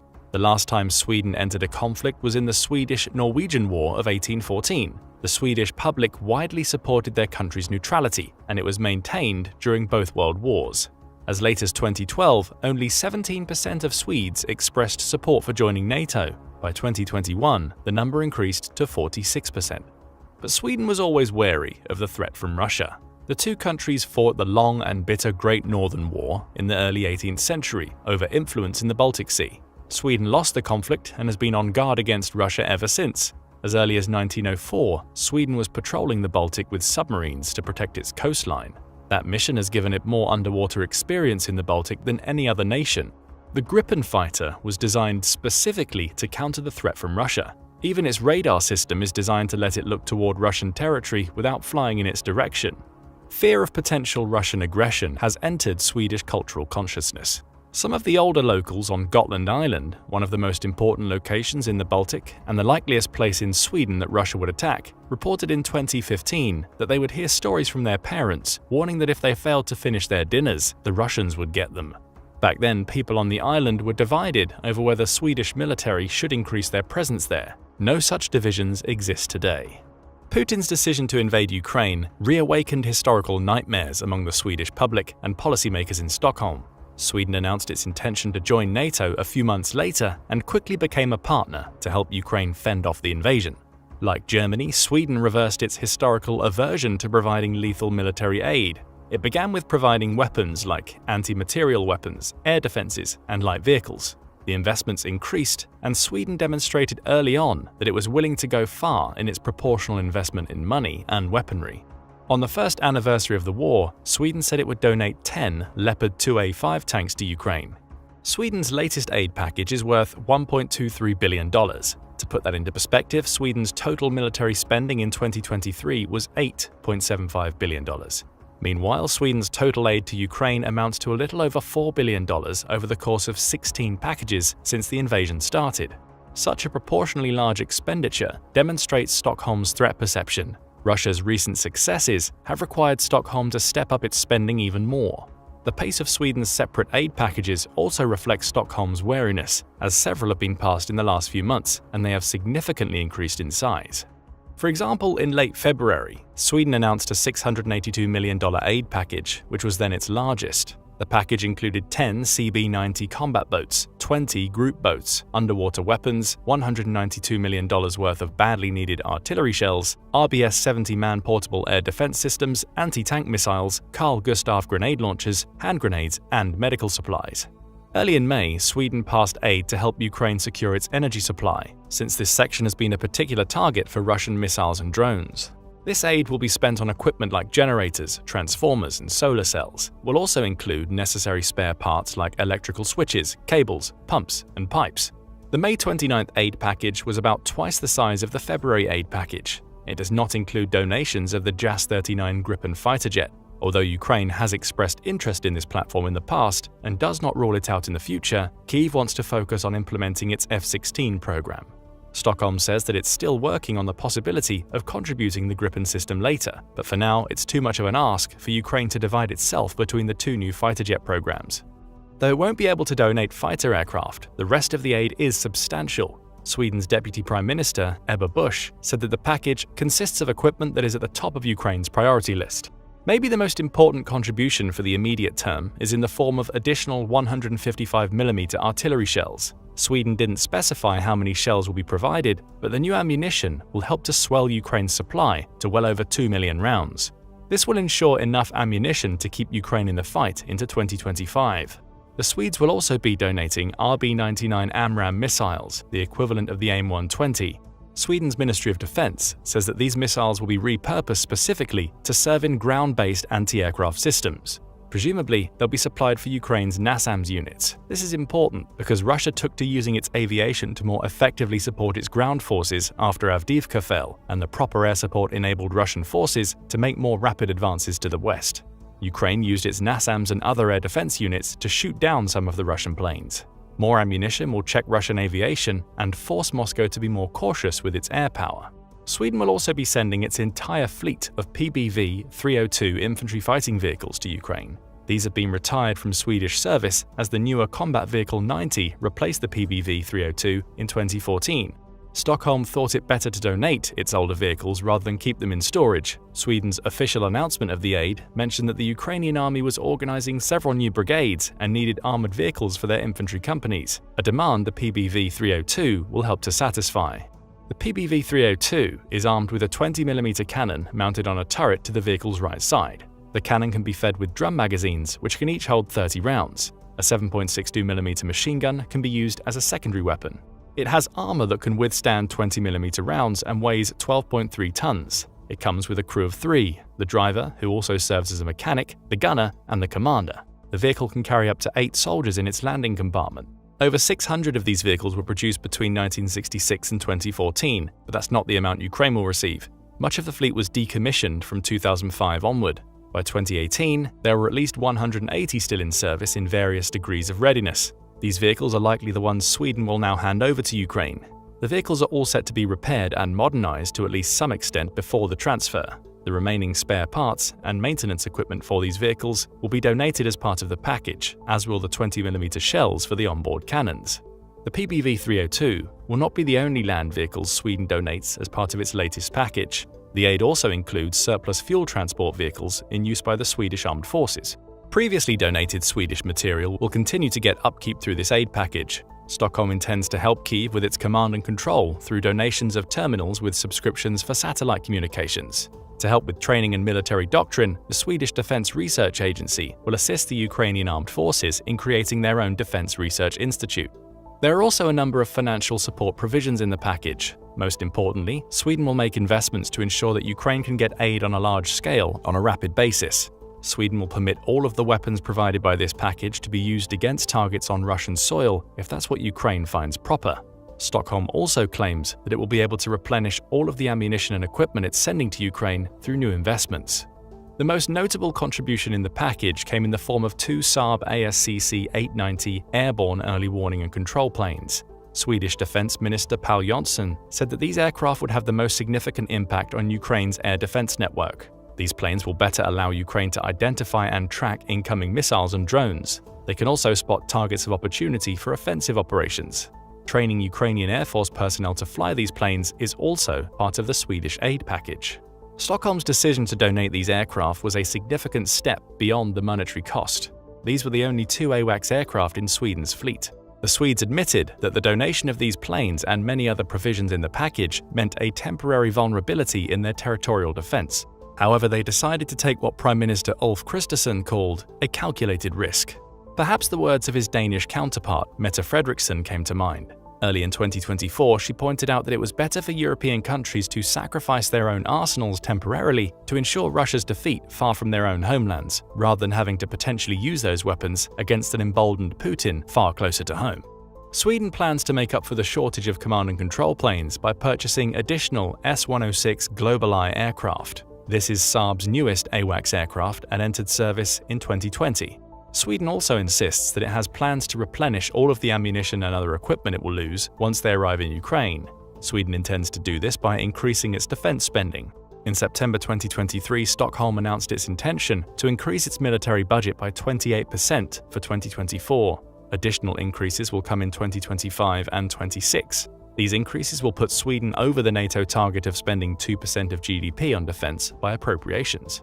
The budget increases will also likely make Sweden an enduring and reliable partner for Ukraine. Stockholm has indeed already announced that its partnership with Ukraine will be for the long haul. On May 23rd, Prime Minister Kristersson said that Sweden will be providing Ukraine with $7 billion in aid over the course of 3 years to repel the invasion. The package released to Ukraine the following week was only the first of multiple packages to come, and those packages will likely get bigger as time goes on. Thanks to the increases in Sweden's military budget over the coming years, the country will be in position to deliver on this planned aid. The Ministry of Defense officially announced major planned investments in artillery systems and transport aircraft as part of the domestic defense spending program. These investments will put Sweden in a position to produce and deliver the weapons and ammunition Ukraine needs in the coming years. But how does Sweden's recent and coming aid impact Ukraine's ability to win the war of attrition? In December 2023, a report by the Estonian Ministry of Defense indicated that Ukraine could win the war in 2025 if it killed or maimed 100,000 Russian troops in 2024. While Russia has the ability to call many more soldiers than that to its colors, these people need to be trained properly and then assigned to a cohesive unit if they are to be effective on the battlefield. These units would quickly suffer casualties, creating even more demand for manpower that would in turn send troops to the front with even less training. It will be a vicious cycle that Russia, even with its much greater amount of available manpower than Ukraine, would not be capable of meeting. The Estonians estimated that if Ukraine met the 100,000 benchmark, it could reduce Russian training capacity to 80,000 properly trained troops per year. The rest would be ineffective cannon fodder. Sweden's donation, especially with the new artillery shells, will help Ukraine to achieve this objective. Since Ukraine killed or maimed an average of 172,000 Russian troops in each of the first 2 years of the war, this seems like it will be achievable, particularly with help from countries like Sweden. There is another side to this equation though. Ukraine must minimize its own losses, and that's where Sweden's recent aid package might make the most impact in the long run. Estonia's Ministry of Defense said that it was just as important to level up the training Ukrainian troops received from their Western allies. Over 100,000 Ukrainian troops have been trained by their Western allies since the war began. The training is not equal though. While most Western militaries have basic training courses that take 10 weeks, and then several months for more specialized tasks like demolition or sniping, most of the Ukrainian troops in the war have had only 5-week courses. Ukrainian troops have also sometimes complained that they have received improper training from their NATO allies, which have been influenced too heavily by the war on terror rather than the high-intensity state-based warfare that's taking place in Ukraine. This lack of adequate training has also ensured that Ukraine suffered about 200,000 casualties in the first 2 years of the war. Of particular importance is better training for Ukraine's officers. The Estonians recommended that foreign trainers should subject Ukrainian staff officers to a 10-week intensive training course. That way, Ukraine will be able to conduct proper operations at the brigade level. The current Ukrainian military can't do this at the moment, which is why most operations in the war have taken place at the platoon or company level. This approach to warfare has helped to keep Ukrainian armed forces nimble, but it's also had severe limitations. The Estonian Ministry of Defense pointed out these limitations. The effective span of control of a brigade for offensive operations is therefore approximately 2 companies. The result is that the Ukrainian military plans and executes operations with a horizon of exploitation limited to approximately 1,200 meters. This assessment may have been one of the more understated reasons why the offensive in Zaporizhzhia last year failed, even though Ukraine was able to penetrate 2 of Russia's formidable defensive lines there. It could not translate those gains into a bigger breakthrough because of Russian mines and improved artillery fire, but also because it simply could not effectively use the necessary amount of troops to conduct operations at the level required. Russia was able to summon reinforcements with helicopter support that halted the momentum of Ukraine's troops. Being able to bring more of them forward in a cohesive operation could have made the difference in generating the necessary momentum. Unfortunately for Kyiv, this was not available, but Sweden might be starting to change that. Sweden's assistance in creating a defense research institute for Ukraine could help with training its staff officers, preventing casualties, and ensuring more comprehensive operations at the brigade level, although this will take time to see results. It is time that Putin thinks he has on his side, but Sweden's coming aid sends the message that he might be wrong. Ukraine is well on the way to killing or maiming 100,000 Russians this year, even though its forces may have been slowly giving ground. The end of Ukraine's shell hunger, partially with the ammunition Sweden is set to deliver, will help ensure Ukraine stays in the fight for the war of attrition and can get past the contentious American presidential election. Sweden has emerged from over 200 years of military neutrality with surprising speed, and while there may be doubts about the feasibility of continuing to aid Ukraine in the United States, in Sweden there are none. Sweden doesn't have the luxury of an ocean to separate it from its old enemy. For Stockholm, it's better to defeat Russia on foreign soil than potentially need to defeat it on soil or in waters close to home. Even proportionally large investments and temporary depletion of domestic arsenals have not dissuaded Sweden's leaders from this opinion. Putin may hope that many of the countries that now oppose him will become exhausted with Ukraine over time and lose interest in continuing the effort. For deep historical reasons, Sweden is unlikely to be one of those countries, and that's important because it might be proportionally small, but it has a strong defense industry. It will also look bad if Sweden, the newest member of NATO and also one of its smaller participants, were to continue supporting Ukraine at significant cost to itself while the others did nothing. Sweden's support helps to ensure a broader European effort that could continue onward even if American aid falters.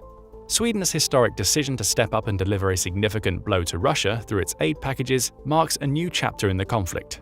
As NATO's newest member, Sweden's support highlights the unwavering commitment of Ukraine's allies to ensure regional stability and security. What impact will Sweden's aid have on the war dynamics? Only time will tell, but one thing is certain: Ukraine is not alone in its fight for freedom.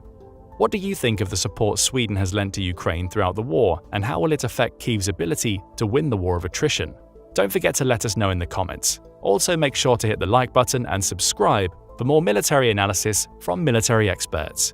Now go and check out Australia just dealt Russia a crushing blow, or click this other video instead. When Russia invaded Ukraine, the world watched, expecting Kyiv to fall within days under the might of the Russian army. But more than 2 years later, Ukraine has not only survived, but has bested Russia on multiple occasions. How did this happen?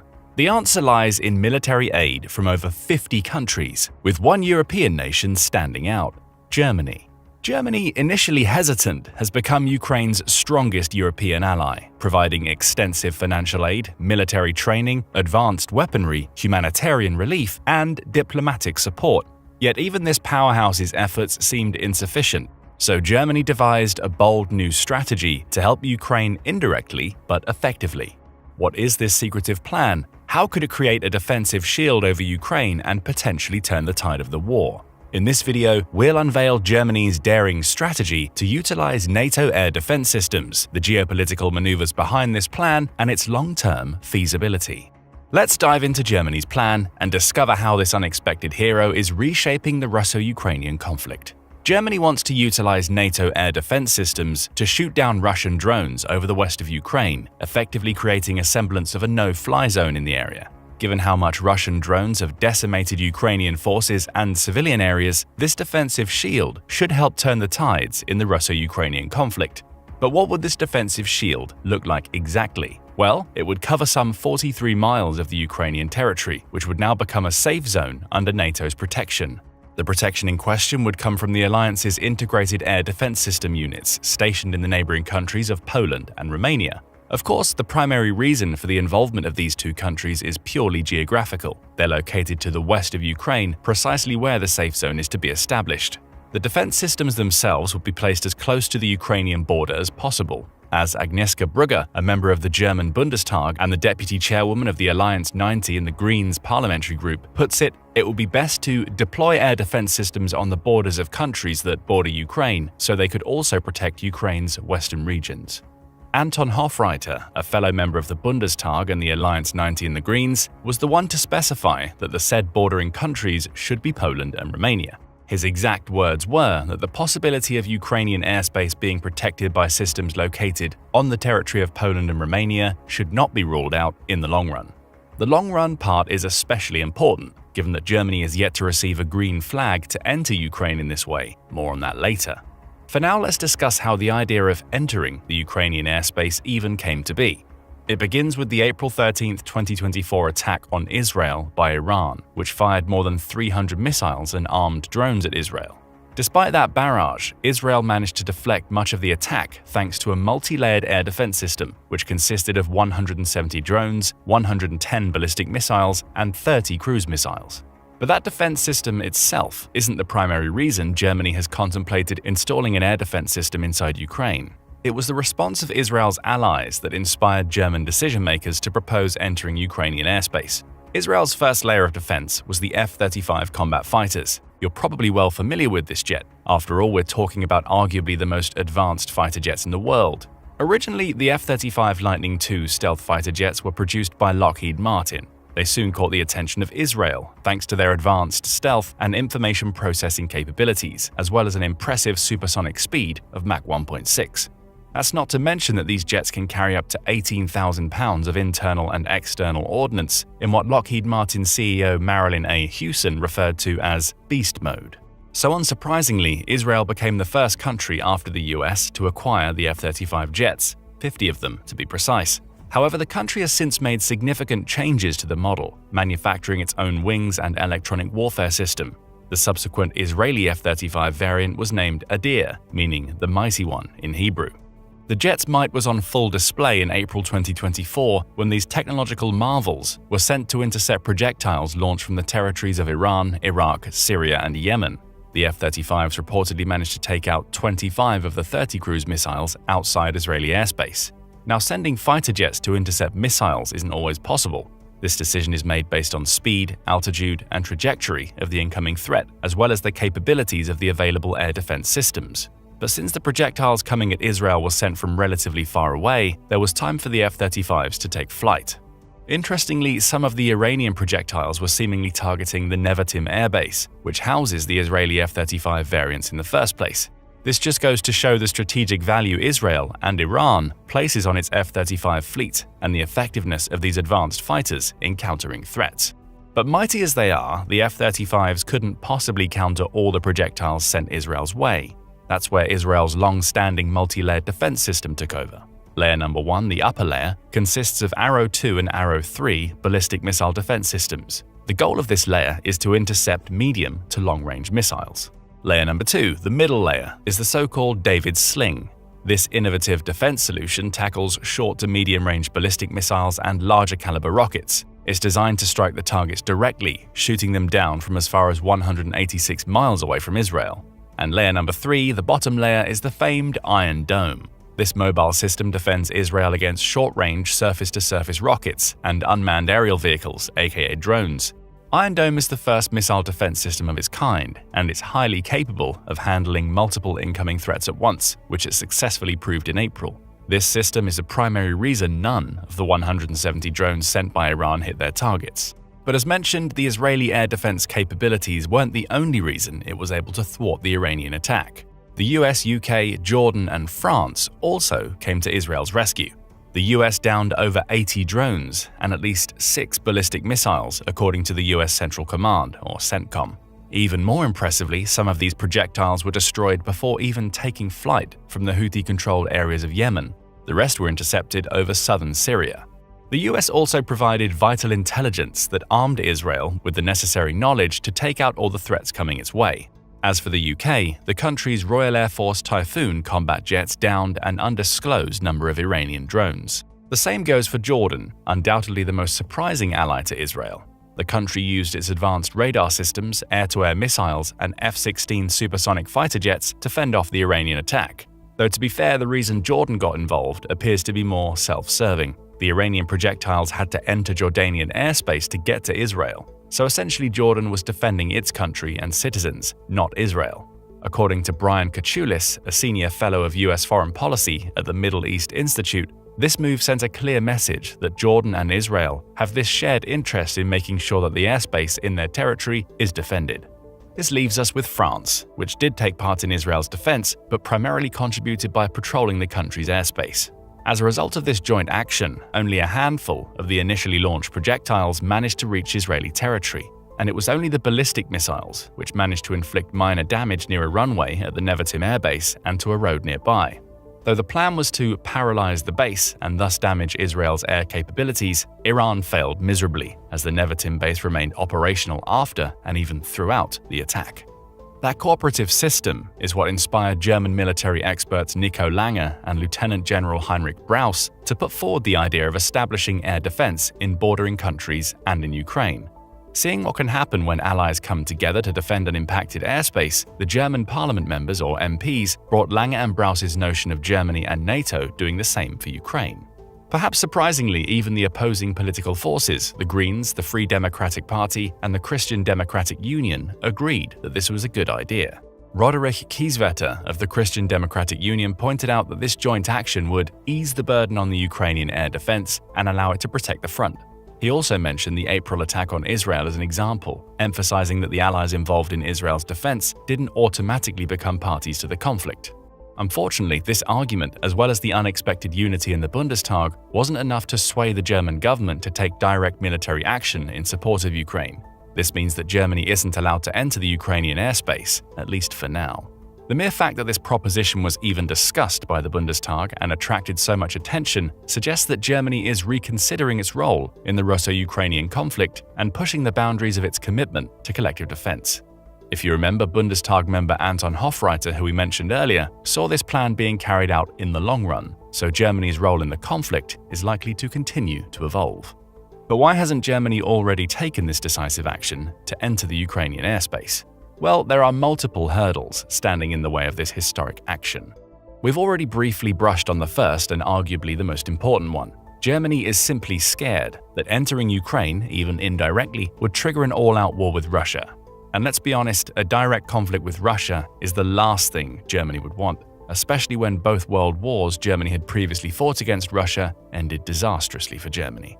And Germany isn't the only one with concerns about escalations.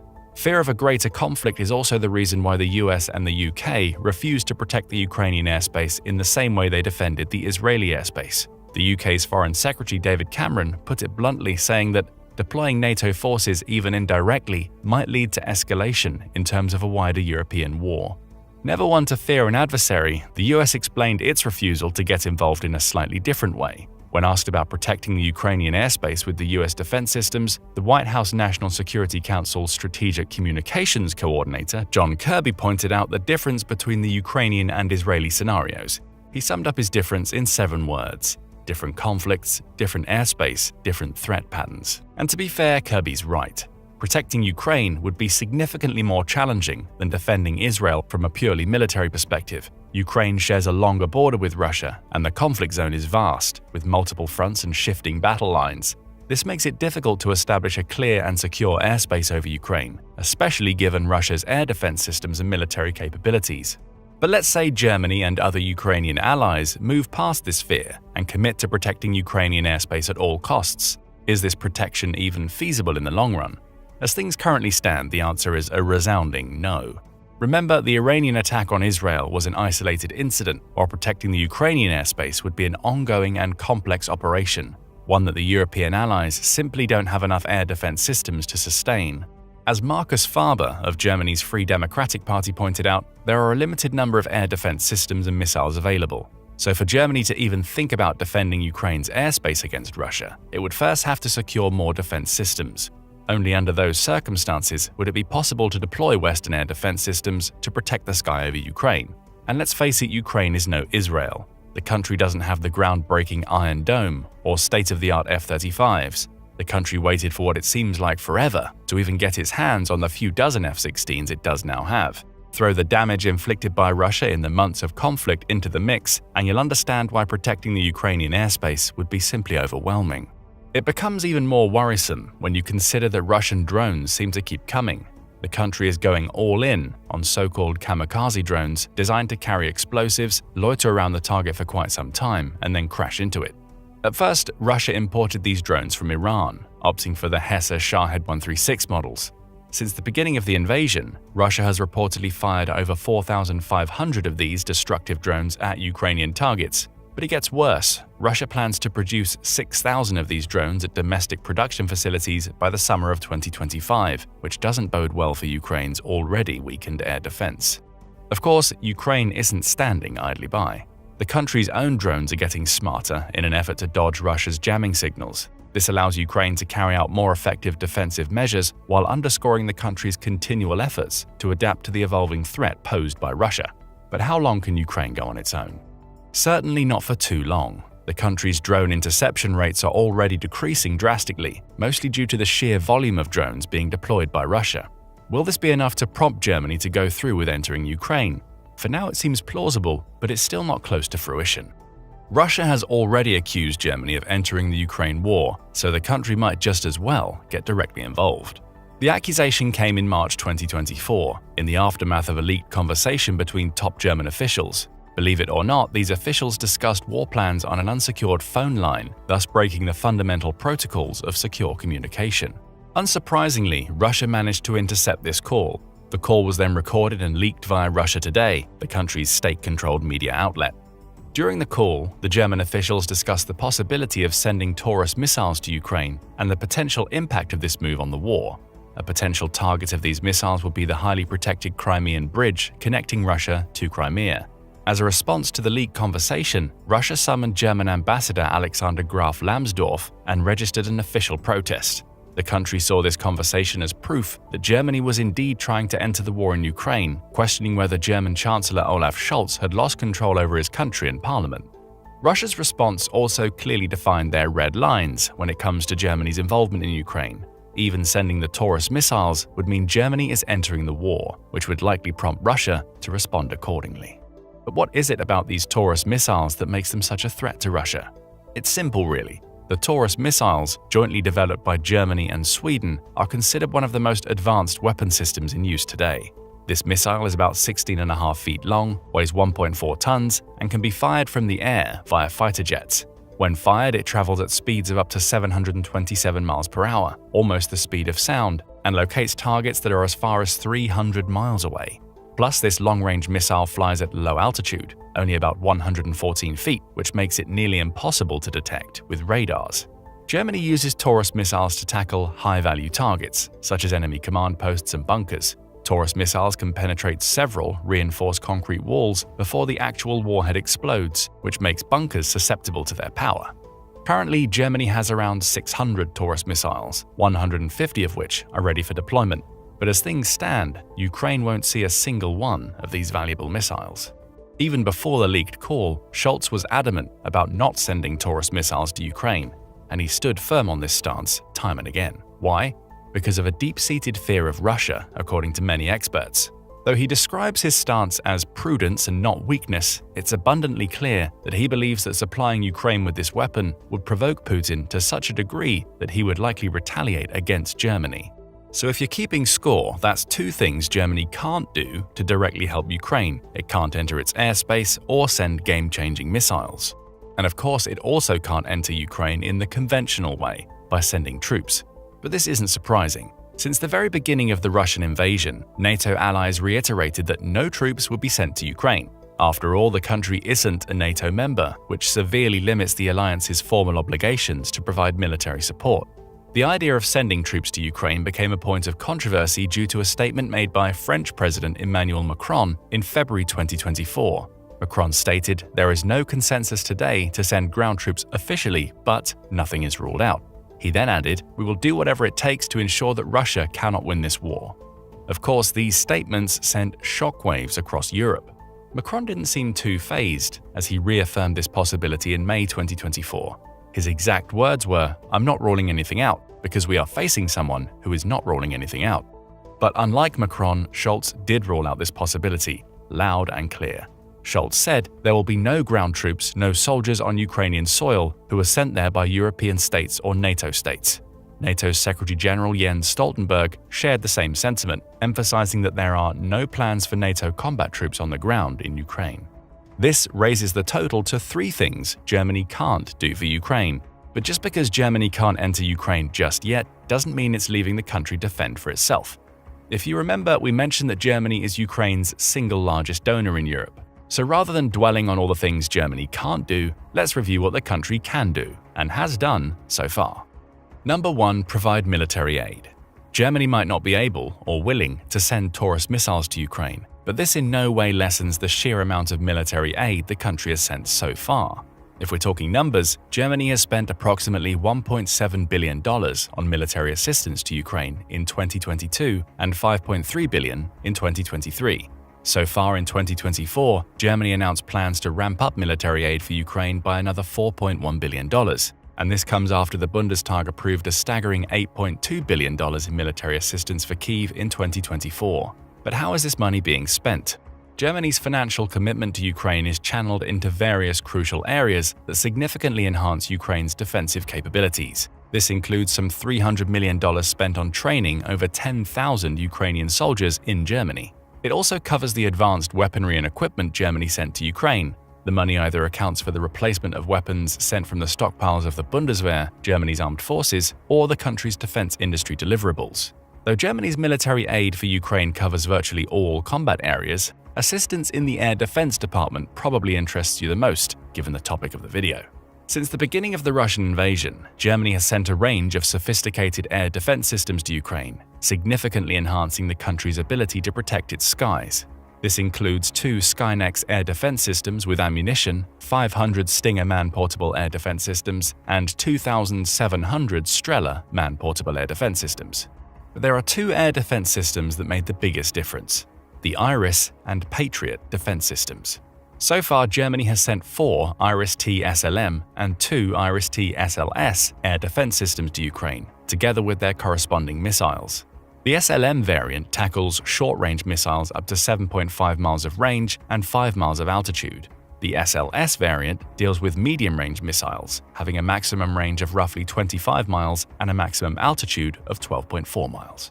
So far, these systems have reportedly had a 100% success kill rate in Ukraine, even when faced with the notorious kamikaze drones. As for the Patriot air defense system, Germany has sent 2 of these systems to Ukraine so far, with the corresponding missiles included. Compared to the Iris system, the Patriot air defense offers a broader range of capabilities and enhanced performance. It's designed to counter high-speed, high-altitude threats such as ballistic and cruise missiles, as well as advanced aircraft. From this description alone, it's easy to understand why Ukraine relies on these air defense systems so immensely, especially given how lackluster the country's native systems are. But 2 Patriot systems aren't nearly enough. According to Ukraine's President Volodymyr Zelensky, the country needs at least 25 to successfully defend its territory. Germany only plans to give 1 more system in the future, but at least it's going all out on missiles, announcing a shipment of 100 Patriot air defense missiles in June 2024. Number 2. The use of German weapons against targets in Russia. This might be the closest Germany will come to directly entering the Russo-Ukrainian conflict so far. In May 2024, the country authorized Ukraine to hit some targets on Russian soil using the weapons Germany is supplying. This authorization came right after the US did the same, which was seen as a groundbreaking policy change. Ukraine was allowed to use these weapons to defend the border region of Kharkiv, 12 miles from Russia, which has been mercilessly attacked by Russian forces throughout May. With two of the most direct military involvement measures out of the way, let's quickly list other ways in which Germany has helped Ukraine since 2022. Number 3. It's imposed massive and unprecedented sanctions on Russia, hoping to financially dismantle the country's almighty war machine. Number 4. Germany has sent massive amounts of humanitarian aid to Ukraine, ensuring that medical care, food, and clean water reach the Ukrainian people quickly. Number 5. Germany has provided direct financial aid to Ukraine to allow the country to stabilize its financial systems amidst the ongoing conflict. Number 6. German high-ranking officials have tirelessly pleaded with other allies to send more aid to Ukraine, placing special emphasis on air defense. Though these pleas have seemingly failed to secure the crucial air defense systems, many countries have been making smaller pledges in response to Germany's efforts. According to the German Ministry of Defense, the following countries have promised to send additional aid as a direct response to the country's efforts: Belgium, Canada, Denmark, France, Lithuania, Norway, the Netherlands, Romania, Spain, the UK, and the US.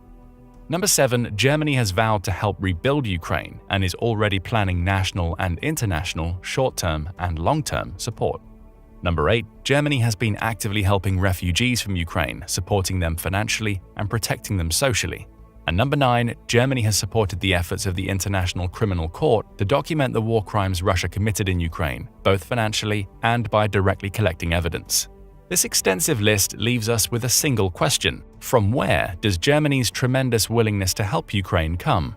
Some experts see this support as a result of Germany's commitment to international law and human rights, as well as basic sympathy for the Ukrainian people. However, the more pragmatic analysts point to a combination of strategic, economic, and political factors that drive Germany's extensive support for Ukraine. Chief among them is the fear that if Ukraine falls, the rest of Europe will follow suit. As German Foreign Minister Annalena Baerbock put it, ultimately it's about one thing: supporting Ukraine keeps the war away from us. Of course, there are also those who claim that Germany simply can't seem to shake its World War II guilt, which fuels its foreign policy decisions and a remarkable commitment to peace and stability.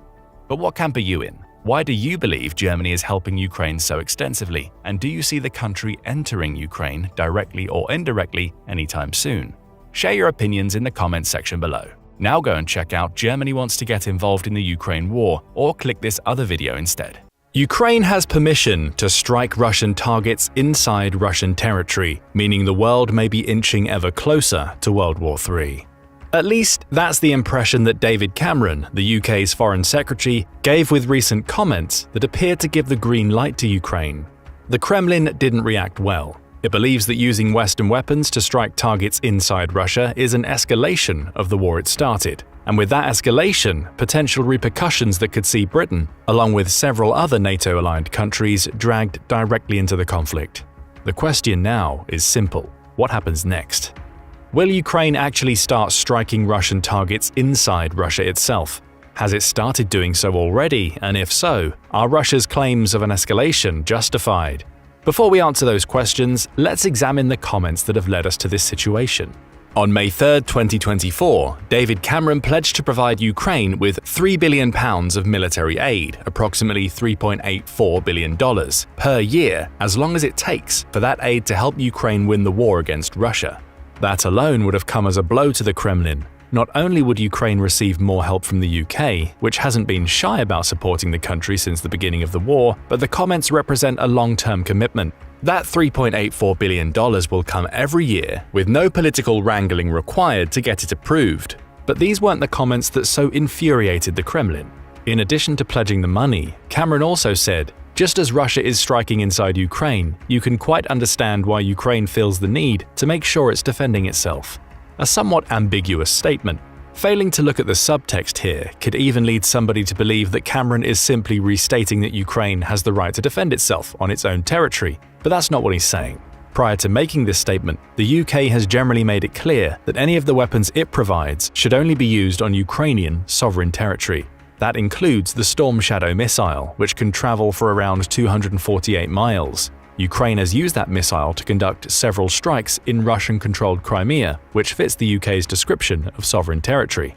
That much was made clear in February 2024, when the country's government released a statement on the 10th anniversary of Crimea's annexation. We want to be clear that the UK will never recognize Russia's illegal claims to the region or to any Ukrainian territory, and that we will continue to do all we can to stop Putin's war machine and support Ukraine in their fight for as long as it takes. So Ukraine already had the green light to use British missiles in Crimea, but now it appears to have the green light to use them in Russia itself. Pay special attention to the "just as Russia is striking inside Ukraine" portion of Cameron's comments. They suggest that Britain is fine with Ukraine taking an eye for an eye approach with Russia. Just as Russia strikes in Ukraine, so can Ukraine strike in Russia. Cameron even made that aspect clear later when he said that Ukraine absolutely has the right to strike back at Russia. Britain isn't the only country that has permitted Ukraine to use the weapons it supplies on Russian territory. Politico reports that most countries providing aid to Ukraine since the war began have done so under the condition that Ukraine doesn't use any of the weapons they supply to attack Russia itself. That's changing. Both Latvia and Finland, countries that likely see themselves as potential targets for Russia if it succeeds in taking Ukraine, have since made similar comments to Cameron's. Ukraine has the right to use any weapons they supply to defend itself, which includes direct strikes inside Russia. Moscow's response was outraged. Dmitry Peskov, a spokesman for the Kremlin, called Cameron's comments another very dangerous statement, before going on to claim that they represented a direct escalation of the tension around the Ukrainian conflict. Chillingly, he added that such comments could pose a larger threat to European security if they weren't backpedaled. Cameron has taken nothing back. If anything, his comments appear to have emboldened others. On May 24, 2024, NATO's Secretary-General Jens Stoltenberg took part in an interview with The Economist. Stoltenberg, who is coming to the end of his 10-year stint in the role, used the interview to claim that the time has come for Ukraine's allies to consider whether they should lift some of the restrictions they've placed on how Ukraine uses the weapons they supply. Some already have, as we've seen with Britain, Latvia and Finland. However, The Economist believes that Stoltenberg's comments may have been targeted toward the United States. It says his claims had a clear, if unnamed, target, with the US lifting its own restrictions potentially being a key factor in Ukraine's ability to defend itself against Russia. It gets worse for Vladimir Putin. A Sky News report from May 28th looked at the comments made by Poland's foreign minister, Radoslaw Sikorski, who believes that the country shouldn't rule out sending its troops into Ukraine. Those comments echo French President Emmanuel Macron's words in February. "We shouldn't rule it out. We should leave Putin guessing as to our intentions." Putin is watching his war with Ukraine slowly shift. In the past, he's been able to launch operations in Ukraine with no direct threat being posed to Russia. Even though he understood that Ukraine was receiving weapons from overseas, and those weapons were being used to kill Russian troops inside Ukraine, he knew that Russia itself was safe. Ukraine could only use those weapons to defend itself on its own territory. Now he's not so certain. He has several countries, France and Poland included, claiming that direct intervention inside Ukraine is a possibility. And with Britain, France and Latvia all approving the use of their weapons in Russia, as well as NATO's Secretary-General placing pressure on the United States, it may only be a matter of time before Ukraine starts to target military installations in Russia itself. Putin's response shows just how much these recent developments concern him. Outside of using a Kremlin spokesperson to talk about how Britain's green light represents an unnecessary escalation of tensions within Europe, he has also directly threatened the United Kingdom. On May 6th, Reuters reported that Russia summoned the country's British ambassador, Nigel Casey, to its foreign ministry to lodge a formal complaint against Cameron's comments. For its part, Britain denied that Casey was summoned, instead saying he'd arrived for a diplomatic and pre-arranged meeting in which he would reinforce the UK's support for Ukraine. Russia still decided to use that meeting to make threats. The Foreign Ministry supposedly warned Casey that the use of any British weapons on Russian territory, even by Ukraine, would make Britain a de facto part of the conflict, and with that role comes the possibility that British military facilities, both in Ukraine and elsewhere, could be targeted. In case there was any doubt left, the Foreign Ministry went on to say the ambassador was called upon to reflect on the inevitable catastrophic consequences of such hostile steps by London and immediately refute the belligerent provocative statements of the head of the Foreign Office in the most decisive and unambiguous way. It's unlikely that Russia got what it wanted out of Casey. But it had delivered its message. Allow Ukraine to use your weapons in Russia, and Russia will respond. If the threat wasn't clear enough from the Foreign Ministry's statement, it was made crystal clear when Putin ordered his military to hold battlefield nuclear weapons drills. That exercise began on May 21st, with Reuters reporting that Russian vehicles had started to gather in Russia's southern military district for the first phase of the drill. The district lies adjacent to Ukraine, with Russia apparently running exercises for the launch of tactical nuclear warheads. To make its point even clearer, Moscow has also involved Belarus in the drills, which is a Russian ally and a country that shares a border with Ukraine. Russia's foreign ministry even provided details about the drills Moscow ran. It said Russian troops were practicing obtaining what it calls special ammunition, essentially code for nuclear warheads, for Russia's Iskander missiles. They were also practicing equipping potential launch vehicles with those missiles, as well as covertly moving them to designated launch positions, presumably so they could be used to strike Ukraine. Aviation units also took part in the drill, with crews practicing how to fit nuclear warheads to Kinzhal hypersonic missiles before they fly into designated patrol areas. Again, a term that seemed like code for potential launching points. These weren't pre-planned drills. Russia's foreign ministry made that clear when it claimed that they should send a sobering signal to the West, specifically the United Kingdom, as well as what it sees as the puppets that the West controls in Ukraine.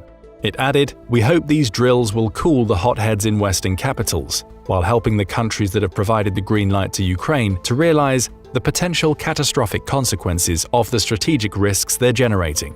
There's the word again, catastrophic.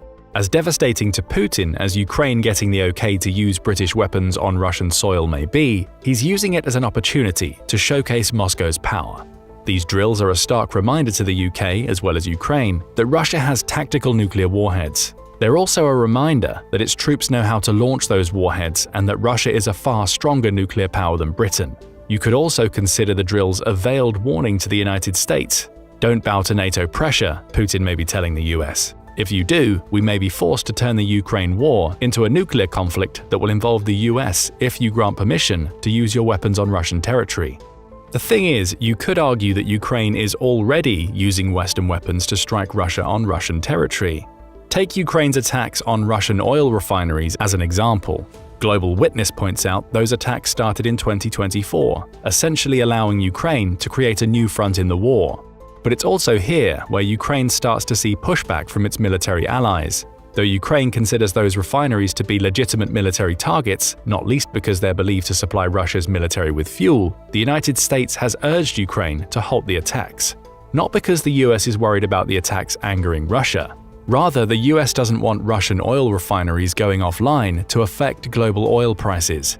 Global Witness claims that President Joe Biden is so set on keeping US oil prices stable during the November 2024 election campaign that he wants Ukraine to hold off on these attacks until after that campaign ends.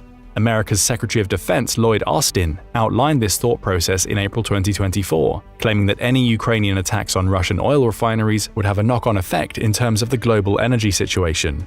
His recommendation was that Ukraine focus attacks on tactical and operational targets, with Ukraine likely believing that those refineries fall into both categories, seeing as they're thought to be supplying Russian troops with fuel. Those attacks have also been effective. Ukraine struck 2 facilities during the first few months of 2024, Lukoil's Volgograd and Norsy factories. The latter is especially important. It provides about 11% of Russia's gasoline requirements, with Ukraine's drone strikes dropping its output by half. Attacks on the Volgograd factory resulted in fires breaking out, allowing Ukraine to claim a small victory against the largest petroleum products creating factory in Russia's southern border region. Worse yet for the US argument, court documents obtained by Global Witness show that both factories have signed contracts to supply the Russian military. Volgograd has a contract with Russia's Ministry of Defense dating back to 2018 to supply Moscow's military with oil products. The Norsy factory has a similar contract, in addition to one signed in 2020 that sees it providing jet fuel to the Federal Security Service. These are far from the only Ukrainian attacks on oil refineries within Russia. It's launched 12 in 2024 alone, flying in the face of America's politicized argument about avoiding such attacks because of their impact on oil prices. Still, the US response showcases how some Western nations have approached the concept of Ukraine attacking Russia on its own soil. Other attacks against Russia using Western weaponry are a little more complicated. For instance, does it count as an attack on Russian soil if Ukraine is attacking targets on the Russian side of the front line it shares with its enemy? Putin may think so. He regards all of Ukraine as Russian territory. Plus, his current desire for a ceasefire is on the condition that Russia essentially claims all of the territory it's captured from Ukraine thus far during the war. Following that logic, Ukraine's May 2024 attack on a Russian base in Luhansk could be considered a strike using Western weapons in Russian territory. The Sun reports that aerial images show Ukraine unleashing MGM-140 ATACMS missiles on Russian troops in a captured region of Luhansk. These missiles are devastating. Capable of reaching a top speed of 2,300 miles per hour, they have a range of around 186 miles and can carry a 500-pound warhead. But most notably, the missile essentially releases small bomblets upon detonating, allowing Ukraine to carpet a large area with explosions rather than unleashing a precise missile strike. Ukraine used that feature to its advantage in the Luhansk strike. Aerial footage analyzed by the Institute for the Study of War seems to show that the strikes targeted a Russian training ground, killing 116 troops. Another strike destroyed a launcher and charger in Russian-controlled territory, which Ukraine attacked with 6 of these missiles. There are also Ukraine's attacks on Sevastopol to consider. One of the most recent, a missile strike that struck 2 Russian landing ships and damaged infrastructure at the port in March 2024, demonstrates the level of attack Ukraine is willing to levy at Sevastopol. And again, we may see a territorial wrinkle at play here. Sevastopol is located in Crimea, which Russia annexed from Ukraine in 2014. To Putin, that means it's Russian territory, and any attack using Western weapons could constitute an attack on Russia itself. But to Ukraine, Sevastopol and the entire Crimea belong to Kyiv, with any attacks launched there simply being attempts to retake territory that it believes rightfully belongs to it. The point here is that it's easy to argue that Ukraine is already striking within Russian territory. That's certainly what it's doing with the oil refineries, though it's not confirmed if it's used Western weapons to make those strikes. It absolutely used American missiles in its attacks in Luhansk, if that strike was conducted on territory that Russia had taken during the war. The same goes for the attacks in Sevastopol. Russia claims ownership of the Crimea region, so Ukraine's strikes against Russia's navy there and in the Black Sea could be considered attacks in Russia. Yet Russia has only now started to warn of catastrophic consequences. Is that a response to the UK and other countries giving their tacit approval for Ukraine to attack Russia more directly? Or are the threats another case of Russian bluster that Putin is unlikely to follow through with? That question remains to be answered in the coming months. What can't be argued is that Russia's outrage at what it deems an escalation of the Ukraine war smacks of hypocrisy. Obviously, Russia started the war, meaning it's directly responsible for the escalation of tensions both with Ukraine and Europe at large. But that's not where the hypocrisy ends. Russia has also been more than willing to use weapons supplied by other countries on Ukrainian territory. Take its receipt of hundreds of Iranian-made drones in mid-2023 as an example. A Reuters report from June of that year says the US believes Russia has deepened its military cooperation with Iran by purchasing several hundred one-way attack drones to use in Ukraine. White House spokesperson John Kirby released a statement claiming that Russia has been using Iranian UAVs to strike Kyiv and terrorize the Ukrainian population. He concluded by pointing out that Russia and Iran's military partnership is deepening. The interesting twist here is that Iran acknowledges that it sent drones to Russia. However, it claims that any drones sent arrived in Moscow before the Ukraine war began. Russia also says that it hasn't used any Iranian drones during the conflict. And yet the US says both are lying. It claims Iranian drones have been flowing into Russia since at least August 2022, and the two countries are cooperating so deeply that Russia is building a special plant in its Alabuga Special Economic Zone to build more of the drones. This is all being done despite Western sanctions that are supposed to prevent Iran from supplying Russia. Russia using Iranian drones throws David Cameron's comments into a new light. Given Britain's close military ties with the United States, as well as the fact that these claims are publicly available, he likely knows that Iran is supplying Russia with weapons. He also knows those weapons are being used in Ukraine. That leads to the obvious argument: what's good for the goose is good for the gander. In other words, if Russia is attacking Ukraine with weapons it has sourced from international partners, there's no reason why Ukraine shouldn't be able to do the same. And Iran isn't the only country that's providing Russia with weapons. In February 2024, Al Jazeera reported that Russia and North Korea appear to have worked out a trade agreement. In return for food, North Korea has sent artillery shells, a staggering 3 million of them since September 2023. The report quotes South Korea's defense minister Shin Won-sik, who says his country's intelligence teams have tracked the transfer of around 6,700 containers believed to collectively carry either millions of 152mm artillery shells or around 500,000 122mm rounds. Talking to the Yonhap news outlet, he says it could possibly be a mix of the two, and you can say that at least several million shells have been sent. In return, Russia has not only been sending food to North Korea, but has also provided it with raw materials it can use when building other weapons. But just as it did with the reports of buying Iranian drones, Russia denies that it's receiving artillery shells from North Korea. Ukraine disputes that. A May 2024 BBC report suggests that Ukraine's military believes that not only is North Korea supplying Russia with artillery shells, but it's also delivering missiles. And those missiles have been fired in the dozens, injuring more than 70 people and killing at least 24. Russian hypocrisy rears its head again, and the list goes on. In April 2023, Reuters reported on Ukrainian claims that the country's military is increasingly finding Chinese components in weapons Russia is using in the country. Speaking in a video call, Vladislav Vlasiuk, who is an advisor for Ukraine's chief of staff, said, "The trend is now that there are less Western-made components but more, not hard to guess which country, made components. Of course, China." Such components were found in all and aerial drones, apparently used to replace the Swiss-made navigation systems those drones use, as well as in the fire control systems used in Russian tanks. The situation with China is a little different from that with Iran and North Korea. China has consistently denied providing weapons to Russia, a claim that appears to be backed by US Secretary of State Antony Blinken. Speaking to the BBC in April 2024, he said, "What's not happening is the provision of actual arms by China to Russia for use in Ukraine. Instead, China has been much more subtle," Blinken says, by providing critical components Russia can use to build up its war machine. He added that around 90% of the microelectronics Russia imports and likely uses in the war come from China, as do 70% of the machine tools used in its factories, just as Ukraine claimed in 2023. The threat of sanctions placed against China is designed to slow down this trade. But the point, as is the case with Iran and North Korea, remains. Russia is getting help from overseas powers to attack Ukraine.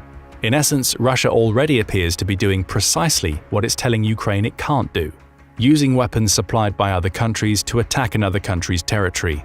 For Ukraine, this simply means that using its Western-made weapons to strike Russia would be leveling the playing field, all of which brings us to a final question. Now that Ukraine essentially has permission to use British weapons in Russia, will it actually do so? The odds are high that it will. After all, Zelensky has renewed his calls for Ukraine's Western allies to allow the use of their weapons in Russia, most recently during a joint press conference he held with Spanish Prime Minister Pedro Sanchez on May 27th. "We need to intensify our joint work with our partners to achieve more. Security and tangible coercion of Russia to peace by all means," he said before adding, "Even those partners who are afraid to give this or that advice should understand that air defense is defense, not attack." In other words, Ukraine wants to use the F-16s and missiles it's receiving from its Western partners to retaliate against the 3,000 Russian aerial bombs flying into Ukraine from Russian territory. Jens Stoltenberg also renewed his calls for Ukraine's NATO allies to allow the use of their weapons on Russian territory. He reinforced what Zelensky said, pointing out that Russian forces are attacking from their own territory behind the front line. Much of that front line, he says, essentially runs along the border between Ukraine and Russia. If you cannot attack Russian forces on the other side of the front line because they are on the other side of the border, then of course, you really reduce the ability of the Ukrainian forces to defend themselves. That comment may offer some insight into the nature of the strikes Ukraine wants to use on Russia. It's not looking to fire missiles at Moscow. Instead, Ukraine simply wants the opportunity to attack Russian positions supporting troops on the front line, even if those positions are within Russian territory. The UK has granted permission for it to do so. Will the United States follow? Let us know what you think, and tell us what impact Ukraine having permission to launch attacks within Russian territory, at least from a handful of its partners, will have on the war. We look forward to checking out your comments, and thank you for watching the video. On April 13, 2024, Iran launched a barrage of attacks against Israel, sending over 300 drones and cruise and ballistic missiles its way. Yet not a single drone or cruise missile managed to enter Israeli airspace.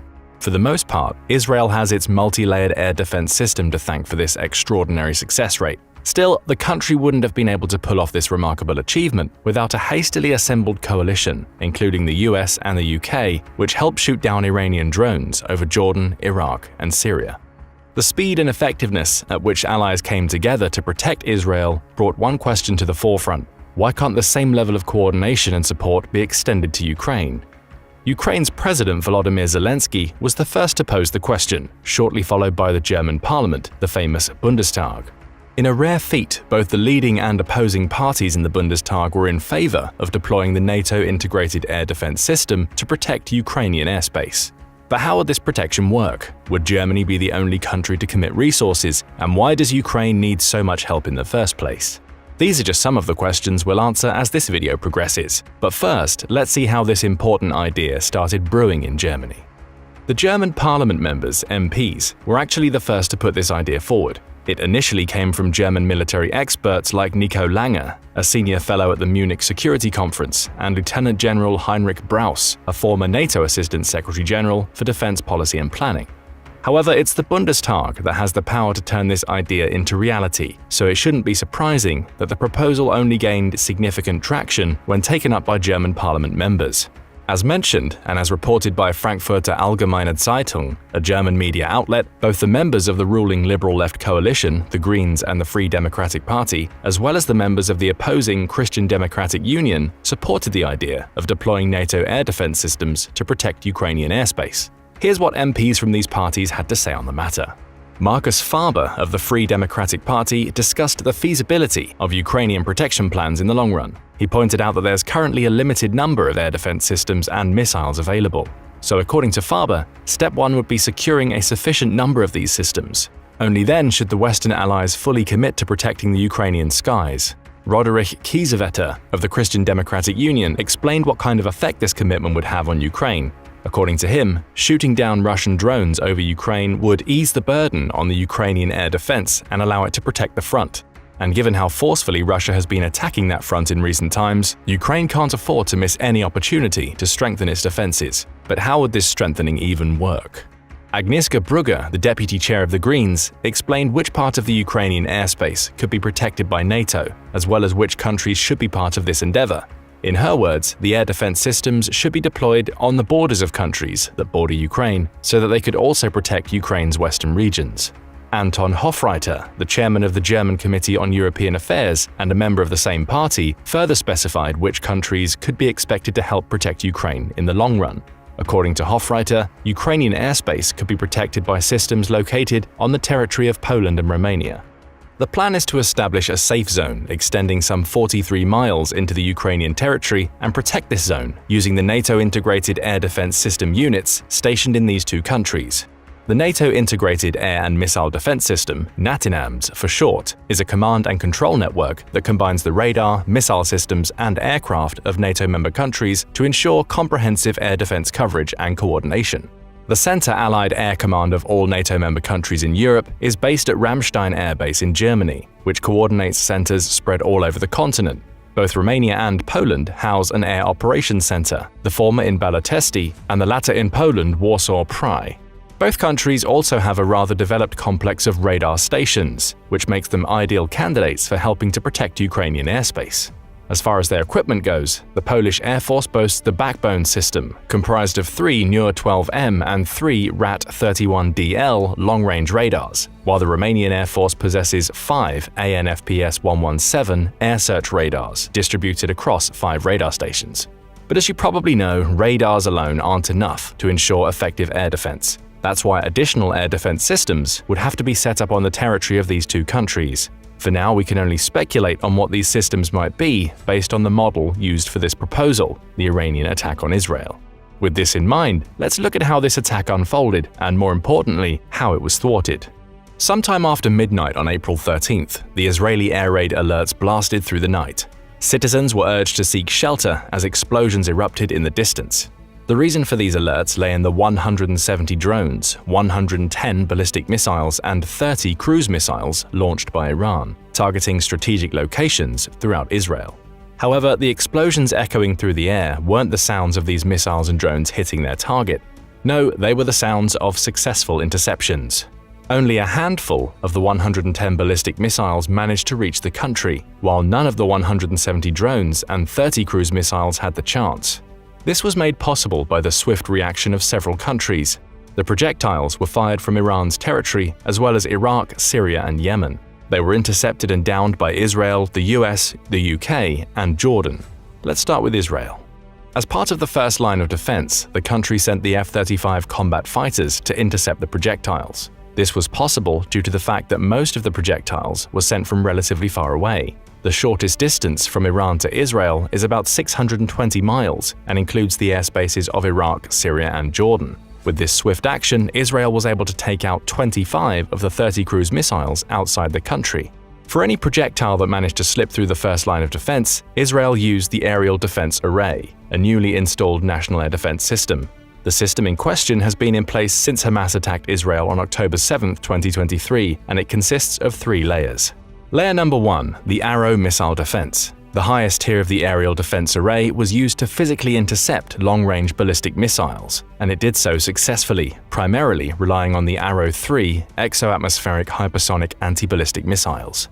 Layer number 2, the David's Sling. The middle tier of the Aerial Defense Array was employed to take out short-range ballistic missiles, cruise missiles, and drones, downing them as far as 186 miles away from Israel.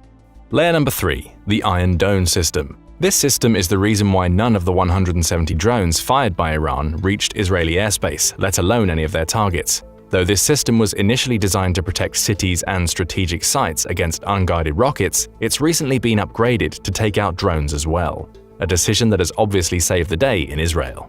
So that's how Israel alone defended its territory against the incoming threat. But what about the allies? According to US President Joe Biden, the US forces helped Israel take down nearly all drones and missiles launched on that fateful Friday. The US Central Command, CENTCOM, went into more detail. According to CENTCOM, its forces took out over 80 drones and at least 6 ballistic missiles. Some of which, 1 missile and 7 drones, were destroyed before they were even launched from the Houthi-controlled areas of Yemen. Others were downed over southern Syria, with air defense systems deployed from undisclosed bases in the region. 2 aircraft and 2 destroyers that the US moved to the region before the Iranian attacks also helped, shooting down 4 to 6 ballistic missiles. But as helpful as these counterattacks were, they weren't the most significant contribution to the Israeli defensive operation. The US intelligence was. The intricate command and control system set up between the US, Israel, and some Arab neighboring countries provided extremely precise intelligence that essentially helped Israel neutralize all the threats coming its way. So the US did its fair share in defending Israel. What about the UK? The UK also rose to the occasion, sending Royal Air Force Typhoon combat jets to shoot down a number of Iranian drones. As for Jordan, you might be surprised to see this country among the nations helping down threats coming for Israel, given how critical Jordan was of the Israeli actions against Hamas in Gaza. However, Jordan didn't do it for the sake of protecting Israel, despite having a peace treaty with the country. It did it to protect its citizens, as a number of Iranian missiles and drones entered Jordanian airspace. Remember, Jordan was a part of the shortest route from Iran to Israel. For this endeavor, Jordan relied on its advanced radar systems, air-to-air missiles, and F-16 supersonic fighter jets, which proved extremely useful, even at night.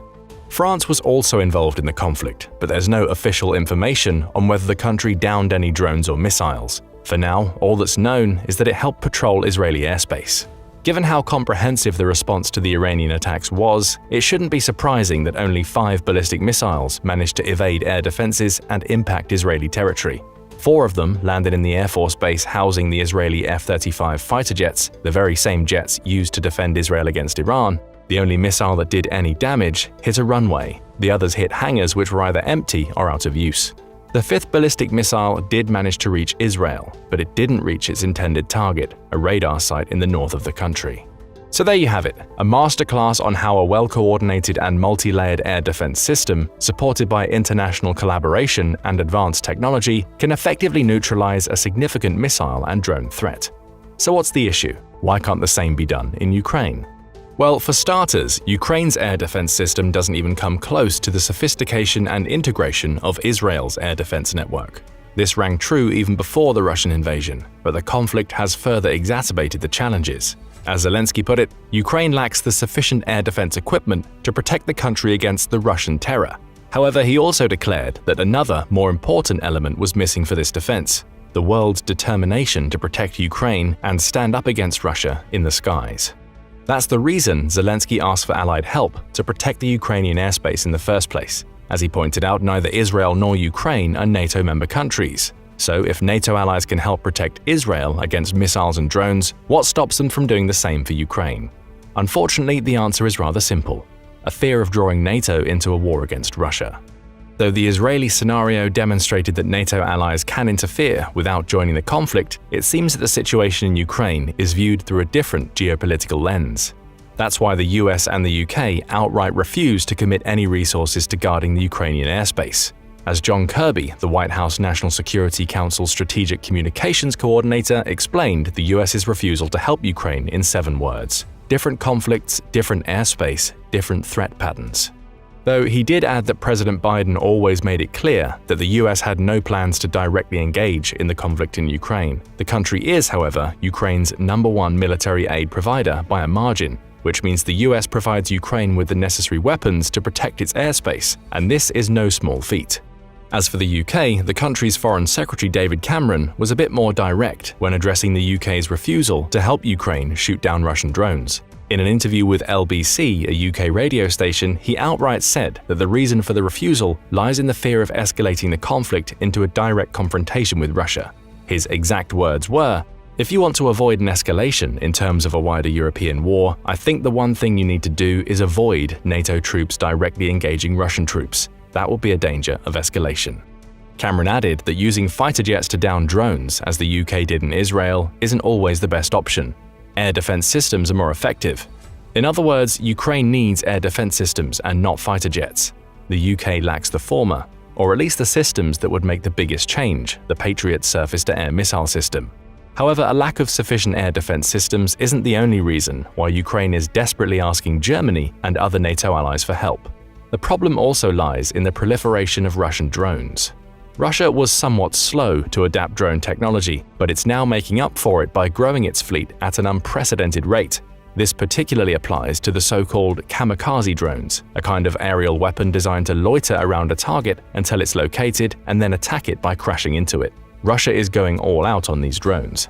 At first, Russia imported them from Iran, opting for the country's Haysa Shahed 136 models. In 2 years, Russia has imported thousands of these drones and fired over 4,600 of them.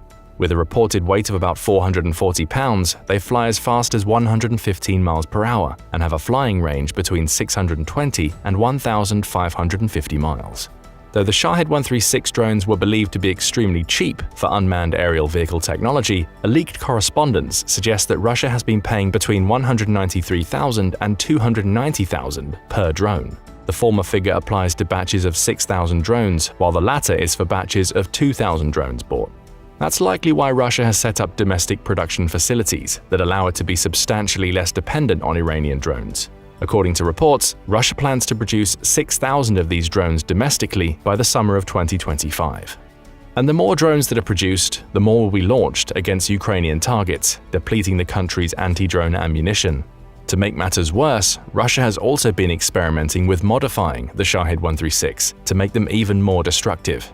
Some of these experiments include spraying drones to reduce detection and adding cameras to enhance reconnaissance capabilities. Though these modifications are yet to make any change in the Russian war effort, they serve as a concerning reminder that Russia will stop at nothing to advance its military capabilities and crush Ukrainian resistance.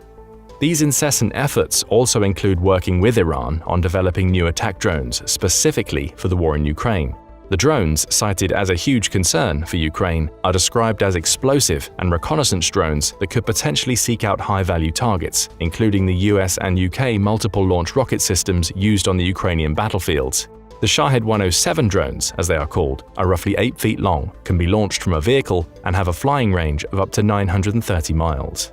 Another testament to the Russian "the end justifies the means" mentality is the fact that the country has children producing its drones. Yep, you heard that correctly.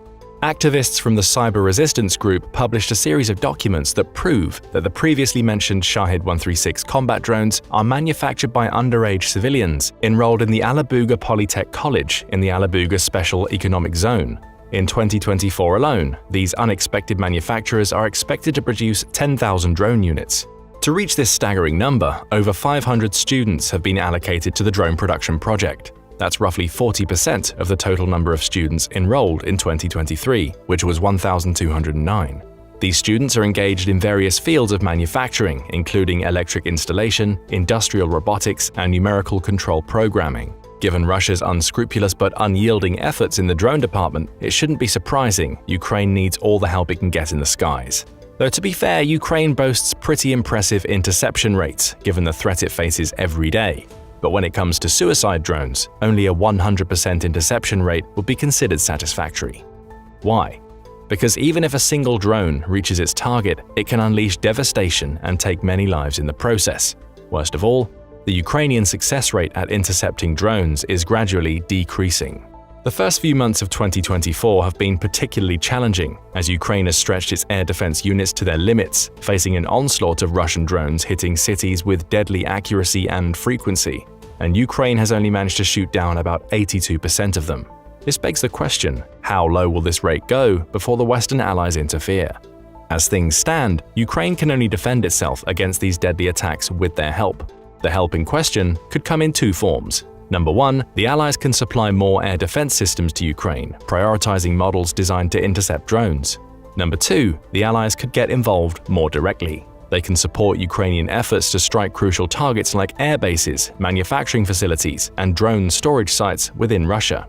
After all, destroying Russian drones before they're even launched is the most effective way to protect Ukraine from the devastation they cause. The second approach also includes downing the already launched drones, which is what NATO essentially did for Israel. So will Ukraine be as lucky as Israel anytime soon? As things currently stand, the answer is unfortunately no. Well, at least as far as the second, more direct approach goes. You see, the German proposal to use NATO-integrated air defense systems to protect Ukrainian airspace has been rejected by the ruling party, the Social Democratic Party. Why? For the same reasons the US and UK refused to help Ukraine. It's simply too dangerous. To quote the head of the Social Democratic Party, Rolf Mützenich, protecting Ukrainian airspace via a NATO deployment would go against the principle of not becoming actively engaged in the war. Mützenich used two simple words to describe what this proposal could be: fire hazard. And the fire in question could consume not just Ukraine, but NATO as well. However, it's highly unlikely German MPs will just give up on the idea. After all, we're talking about a country that has helped Ukraine massively since the beginning of Russian aggression, so much so that it's become the second largest provider of military aid to the country. A great deal of this aid has also been focused on the Ukrainian Air Force specifically. Here's a brief overview of all the air defense systems Germany sent to Ukraine since the beginning of the invasion. 9 TRML-4D air surveillance radars, 2 Skynex air defense systems with ammunition, 52 Gepard self-propelled anti-aircraft guns with spare parts, 146,000 rounds of ammunition for the Gepard guns, 4,000 rounds of practice ammunition for self-propelled anti-aircraft guns, 500 Stinger man-portable air defense systems, 2,700 Strela man-portable air defense systems, 3 Iris-T SLM and 1 Iris-T SLS air defense system with missiles, and 2 Patriot air defense systems with missiles and spare parts. And that's not all. As of May 2024, Germany plans to further raise these numbers by sending another Patriot air defense system and more Patriot missiles, 2 more Skynex air defense systems with ammunition, 9 more Iris-T SLM systems, 11 more Iris-T SLS systems, and additional Iris-T SLM and Iris-T SLS missiles, and 15 Gepard self-propelled anti-aircraft guns with 249,680 rounds of ammunition. In the drone department, Germany has been equally generous. So far, the country has sent the following equipment: 212 vector reconnaissance drones with spare parts, 215 RQ-35 Hydron reconnaissance drones, 18 Promoco-1 reconnaissance drones, 7 Songbird reconnaissance drones, 70 frequency range extensions for anti-drone devices, 84 anti-drone sensors and jammers, 180 RF-360 drone detection systems, 93 drone sensors, 1 Lunar NG reconnaissance system, 10 anti-drone guns, 12 electronic anti-drone devices, and 20 unmanned surface vessels.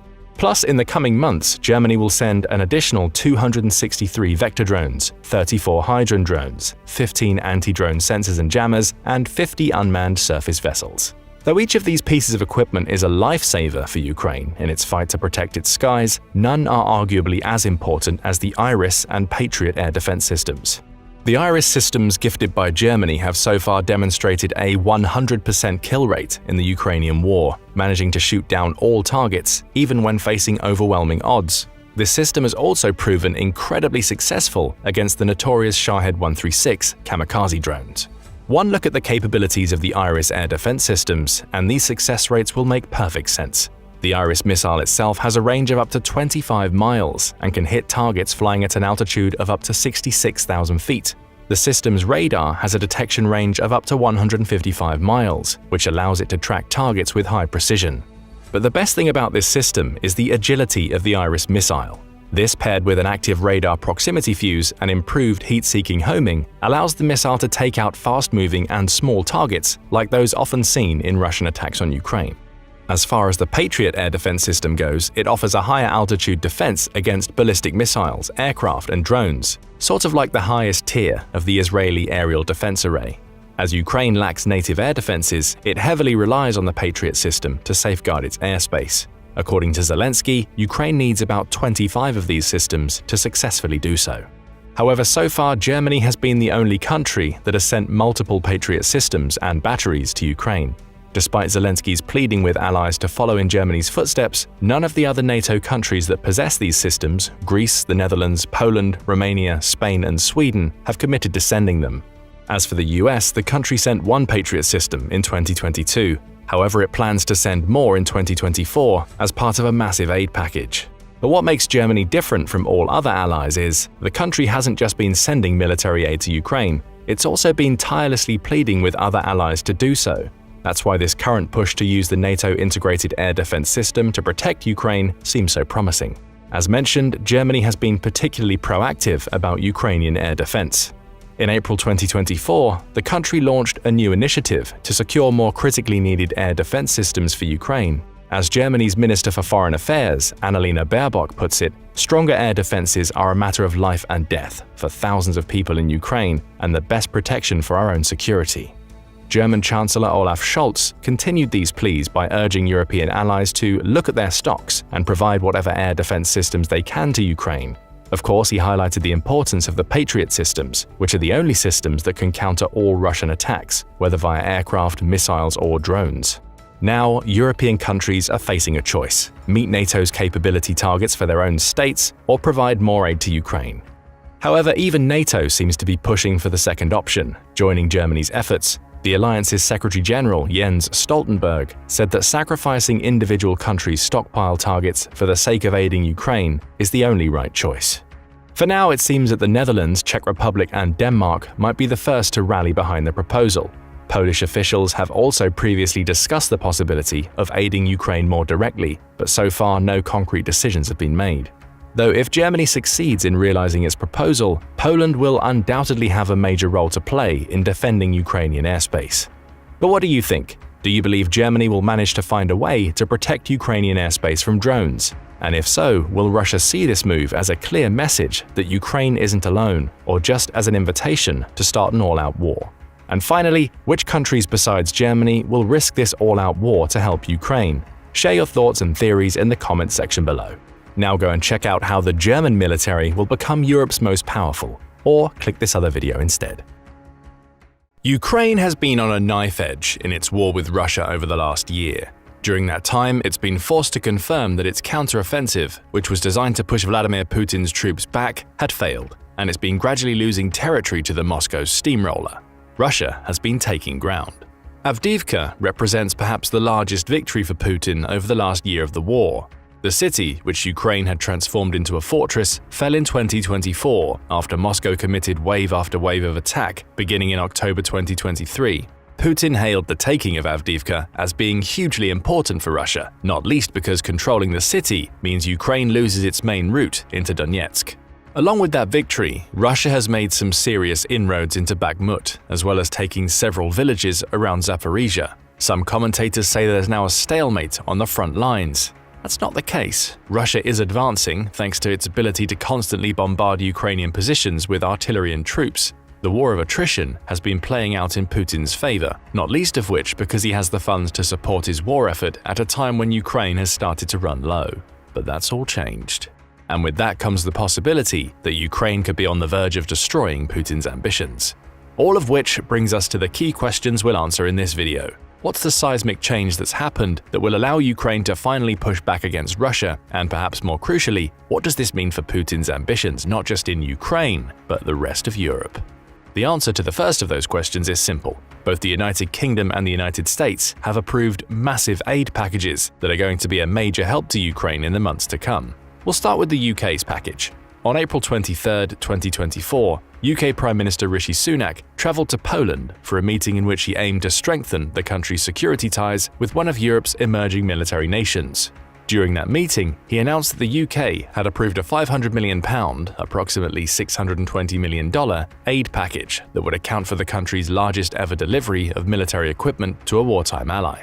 The announcement brought the UK's funding total in Ukraine up to $3.7 billion for the financial year, with most of the money going toward funding equipment that Ukraine desperately needs to fend off the Russian offensive. Among that equipment will be 60 boats, including raiding craft, dive boats, and maritime guns that can be used both to fend off any Russian naval offenses as well as provide Ukraine with options for making inroads into Russian-controlled territory in Ukraine.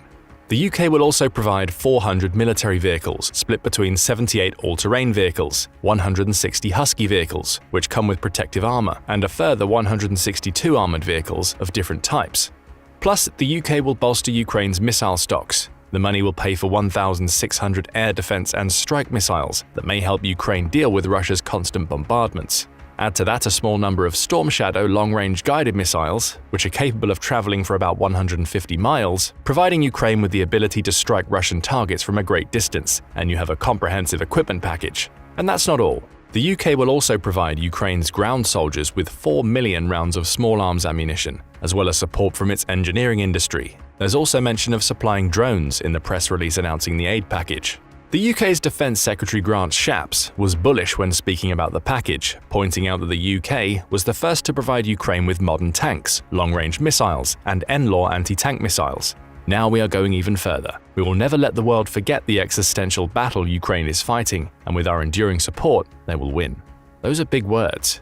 But as impressive as the UK's aid package may be, alone it would not be enough to turn the tide of war in Ukraine's favour. At best, it would give Ukraine enough ammunition to defend itself for a few more months, but more is needed for Ukraine to stand any chance of destroying Putin's hope of taking the country. Enter the United States. After months of political wrangling, the US Senate has finally approved a massive $95 billion aid package. Signed and sealed by President Joe Biden, that money will go to supporting Israel, Taiwan, and Ukraine, with the latter getting the lion's share of the funding. According to the BBC, it's expected that $61 billion of that money will be dedicated to providing military aid to Kyiv, making the package about 10 times the size of that being delivered by the UK. The package has been a long time coming. As Senate Majority Leader Chuck Schumer pointed out, after more than 6 months of hard work and many twists and turns in the road, America sends a message to the entire world: we will not turn our back on you. Defense One offers more details on how Ukraine will likely spend the money. It says that $13.7 billion will go to the Ukraine Security Assistance Initiative, which works on behalf of Kyiv to procure new weapons. Another $1.6 billion will go to a similar weapons acquisition scheme, the Foreign Military Financing Program, which is overseen by the US State Department. Add to that $13.4 billion that will be used to replace weapons the US has already sent over that have since been lost in the war, along with funding for further training of Ukrainian troops, and you have a substantial aid package, albeit one that comes with a few strings attached. Those strings include provisions in the bill that the US can withdraw the funding if Ukraine doesn't spend the money in a way that the US sees as fitting. That seems unlikely. America is already working closely with Ukraine in terms of how it spends the funds, with most of it being dedicated to purchasing American equipment that Ukraine needs anyway. Ukraine can deal with that. It's also important to point out that Ukraine isn't getting all of that money, or the equipment that it will buy, in one go. Defense One says that the first tranche of weapons the US will send to Ukraine under the new aid package will have a total of $1 billion, about a 60th of the total aid. The package is likely to include anti-tank and anti-aircraft missiles, along with 155mm shells, armored vehicles, and long-range rockets. Unfortunately, there are no specific numbers at the time of creating this video, though it's safe to assume they'll be somewhat similar to the UK's. And there's more. Along with finally passing the bill for aid to Ukraine, the US House of Representatives has passed another bill that could be just as damaging to Putin. A bill that allows the US to seize Russian assets held in American banks before transferring them to Ukraine for its war effort. That bill still needs to make it through the Senate, but if it passes, it would represent a bold move by the United States that could see it free up around $67 billion in assets that would essentially double the aid package it's sending to Ukraine. That bill could also serve as a trigger for other nations to do the same. After all, the $67 billion in frozen assets that the US holds is just a fifth of the $300 billion plus of frozen assets held around the world. According to Russia's central bank, Moscow has around $207 billion invested in the euro, along with $37 billion invested in the British pound. There are also tens of billions of dollars invested into the Japanese yen and Canadian and Australian dollars. Imagine what would happen if the nations controlling these currencies all followed America's lead. Ukraine would suddenly have access to over $300 billion of Russia's frozen money, which it could use to fund its defense. Of course, Putin has been quick to call any type of seizure illegal and has threatened retaliation if it happens. So the fact that the US even has a bill at all, never mind one that's passed through the House of Representatives and seems to have support of key Republican Party players, suggests that the wider world is ready to take a more aggressive approach to dealing with Putin's attempts to take Ukraine. And that brings us neatly to the second question we posed at the beginning of the video. Why does the renewed aid the United Kingdom and the United States providing to Ukraine spell such bad news for Putin? There are several answers to this question, starting with the most obvious one. The aid bolsters Ukraine's defense at a time when Russia has been slowly pushing it back in a devastating war of attrition. Right now, Russia controls around 18% of Ukrainian land, which it's managed to gain by virtue of having more equipment and manpower. That equipment advantage has come to the fore in Russia's reliance on constant missile and drone barrages over Ukrainian cities, which are supplemented by its ability to send soldier after soldier into the fight with seemingly no sign of letting up. That strategy is unlikely to change in the short term. In 2024 alone, Russia has already captured 138 square miles of Ukrainian territory, and if Ukraine's defense intelligence heads are to be believed, is planning to launch a renewed offensive at some point during May 2024. That offensive will likely focus on the small town of Chaziv Yar in Donetsk. That would be bad news for Ukraine, because the capture of that town would open the way to Kramatorsk and Slovyansk, two Ukrainian strongholds in the Donbas region. Chatham House also believes it's likely that Putin will intensify Russia's missile and drone strikes, focusing on Ukrainian infrastructure, logistical routes, and industrial base. All have suffered in recent months from a lack of air defenses. And it's here where we may see the tide start to turn. As part of its aid package, the United States is supposedly providing a Patriot missile defense system to Ukraine, with that system being capable of shooting down many of the types of missiles that Russia will use in these attacks. Germany has also committed to sending one, with Greece and Spain also facing increasing pressure to transfer their Patriot systems to Ukraine. Add to that the money Ukraine can now access, which it would use to purchase more Patriot missile systems, along with the ammunition they require, and the country is now in a better position to defend itself against missile strikes. Why is that such bad news for Putin? It's possible that Russia might start running low on missiles if it has to start firing more to achieve the same results it enjoyed before Ukraine got access to these new Patriot systems. Back in January 2023, Ukrainian intelligence officers started to suggest that Russia was running low on its ballistic missile stocks. A Ukrainian Air Force official named Yuri Inat suggested that Moscow had fewer than 100 of its Iskander missiles left due to its repeated strikes throughout 2022, forcing it to rely on its weaker S-300 and S-400 systems. The S-300s date back to the days of the Soviet Union, making them less reliable than their supposedly dwindling modern alternatives. Their use, suggested Inat, meant that Russia must be running low on ballistic missiles. But that was over a year ago, and the barrages kept coming. Still, it highlights the equipment and munitions challenges both face in what has become the modern example of what industrialized ground warfare looks like. According to Reuters, Russia has already fired 8,000 missiles, along with sending 4,630 Shahid drones into Ukraine. It's making and buying more, but that rate of use will eventually mean Moscow starts to run low, with Ukraine being aided by its new missile defense systems to put an even more severe dent in Moscow's missile stockpiles. In short, Putin may not be able to rely on his missile barrages for as long as he would have done without the aid packages. And given that those packages include supplying Ukraine with more missiles of its own, he may also find that the ground Russia has already taken in the country could be subjected to the very same missile strategies he used to take that ground in the first place. But Putin has a workaround for that problem, one he's already been using to great effect in Ukraine: glide bombs. In an interview with the UK's Times radio station, Professor Michael Clarke, a fellow of King's College in London, discussed Russia's use of these bombs. Specifically, he highlighted the Fab 500 and Fab 1500 variants, which are capable of carrying warheads weighing 1,102 pounds and 3,306 pounds respectively. These are very old bombs. They're not equipped with the precision-guided systems that modern missiles have, though their payloads are so massive that it doesn't really matter. As long as Russia can drop the bombs in proximity of their targets, they don't need direct strikes. The bombs can still cause damage. Clarke points out that Moscow has found a way to fit small wings to these bombs, giving them the ability to glide towards a target after being dropped from an aircraft. That's been huge for Putin. One of Russia's planes can drop a glide bomb from 30,000 feet in the air while being 50 miles behind the front lines and still know that it's likely to hit its target. The bombs were crucial to Russia's taking of Avdiivka. According to Le Monde, one Ukrainian fighter said, "These bombs completely destroy any position.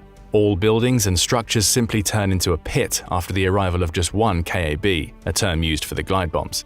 And they drop 60 to 80 pieces on us in just one day," the soldier concluded. Countering those bombs is going to be a huge challenge for Ukraine. The only thing Ukraine can really do, according to Clarke, is take out or chase off the Russian planes that are dropping the bombs in the first place. That's where the Patriot systems may come into play again, as their range is such that they can target and hit Russian planes stationed 50 miles behind the front lines, potentially taking them out of the game before they can launch their deadly payloads. Again, another huge boon for Ukraine.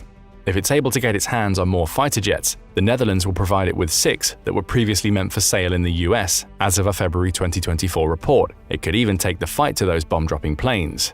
These are all little steps. And given that the funding is staggered, as well as Ukraine having to wait for equipment to arrive before it can deploy it, it's likely that Russia will still manage to advance in the near term. But with the new defensive systems in place, Ukraine can stem the bleeding and potentially take advantage of Russia's munitions starting to dry up at a key point where it's receiving a fresh load of weaponry and equipment. Ukraine will also be able to counter the glide bombs, albeit only partially, reducing their effectiveness on the battlefield to the point where Ukraine can hold its cities for longer. And that ability to hold for longer is another reason why the UK's and America's aid packages could destroy Putin's ambitions. It will lead to Russia losing more soldiers. In his interview, Clarke highlights that Russia is still losing around 900 soldiers per day to a Ukraine that is war-weary and running out of equipment. It's been able to sustain those losses because of the sheer size of its army. According to Global Firepower, Russia ranks 5th in the world for active military personnel with 1.32 million, and it has 2 million reservists along with 250,000 paramilitary members. Moscow won't run out of people anytime soon. Its problem comes in funneling those huge numbers into Ukraine, which has become a slightly easier task now it controls territory in the country. But even with that territory, losing 900 people per day is a massive burden.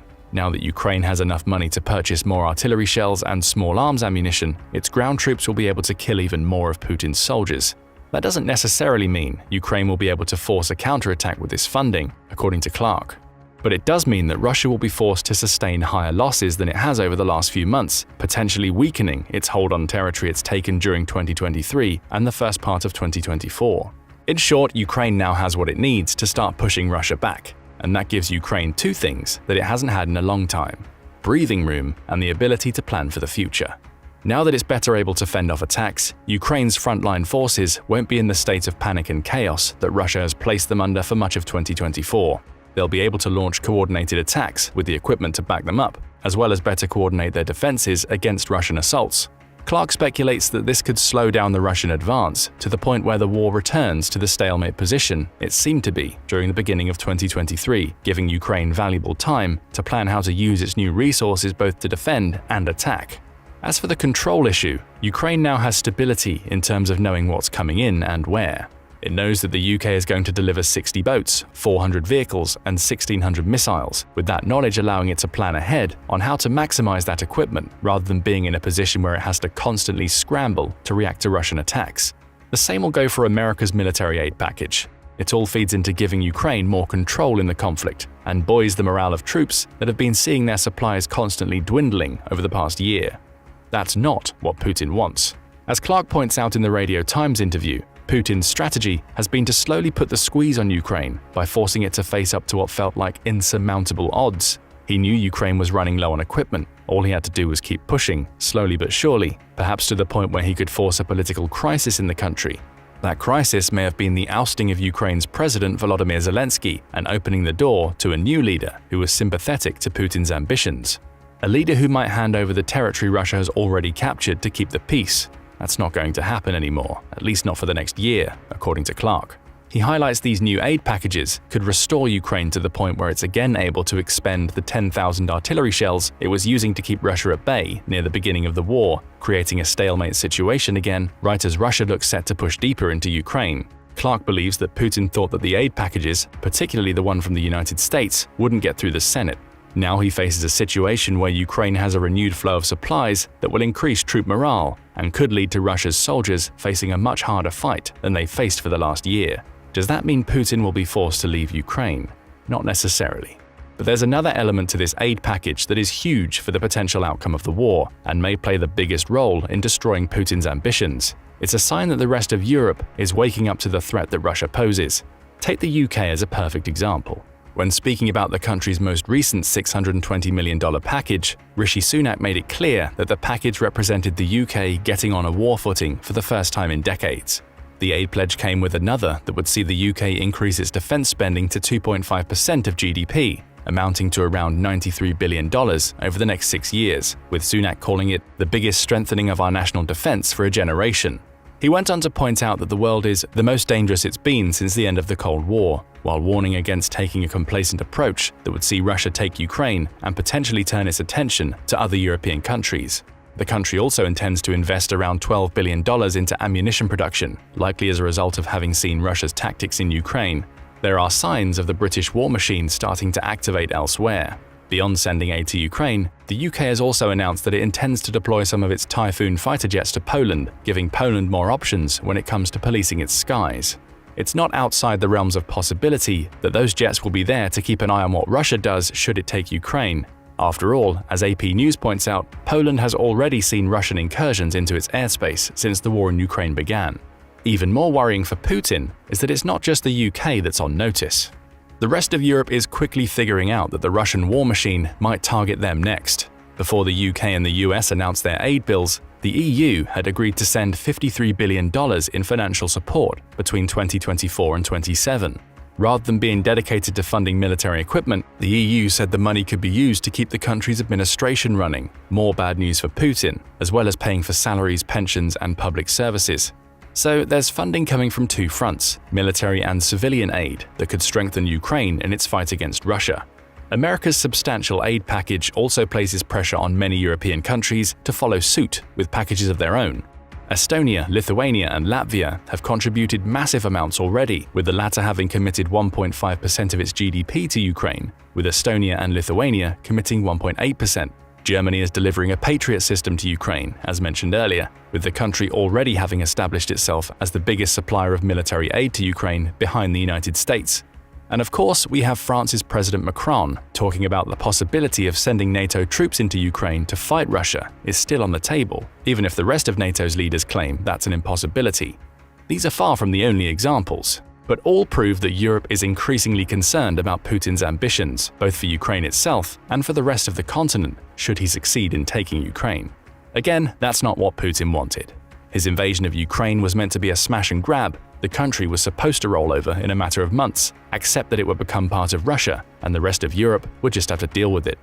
Instead, Ukraine has held on. It's now being buoyed by financial aid that will allow it to fight for another year, and Putin is having to watch as the rest of Europe mobilizes production, while committing even more money to Ukraine, so it'll be ready to fight if Putin turns his attentions beyond Ukraine.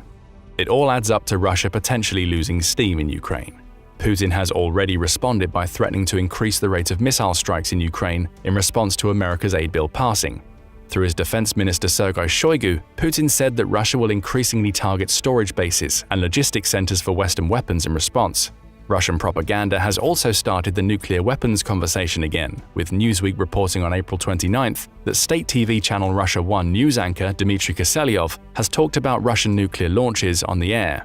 He said that if NATO troops enter Ukraine, Russian nukes would not only disarm France in an instant, a clear shot at Macron, but would target American decision-making centers. Those words may not come directly from Putin, but they come from a prominent figure on Russian state-sponsored television, meaning we can assume Putin approves. And as Clark concludes in his interview with Times Radio, the renewed threats of nuclear war could be a sign that Russia is worried. It knows Ukraine is going to get a heavy injection of military equipment, and that injection may just be a heavy enough dose to stop the Russian war machine in its tracks. But what do you think? Could the announcement of financial aid from the UK and the US help Ukraine to turn the tide in the war? Is it all a case of too little too late? And is Putin genuinely worried about the rest of Europe mobilizing in the wake of his invasion? Are his plans going to come crumbling down? Tell us what you think in the comments, and thank you for watching the video. The prolonged conflict in Ukraine, now stretching well into its third year, has witnessed relentless Ukrainian resilience against formidable odds. While Russian forces have claimed minor territorial gains since the fall of Avdiivka in February, the reality is that these are costly and largely symbolic. Ukraine's strategic countermaneuvers and the staunch defense of key positions like northern Donetsk Oblast and the areas surrounding Bakhmut and Vuhledar in Zaporizhia Oblast underscore a narrative not just of survival, but of calculated resistance. This strategic endurance is all the more remarkable given Ukraine's current artillery challenges. Dubbed shell hunger, this shortfall has seen daily artillery discharges dwindle from 10,000 shells to roughly 2,000. This, coupled with damage to many Ukrainian howitzers due to precise Russian counter-battery efforts and new drone tactics, has undeniably strained Ukraine's defensive capabilities. Yet despite these setbacks, the spirit of Ukrainian forces remains unbroken. In contrast to the narrative of Russian advancement, the reality of the battlefield tells a different story.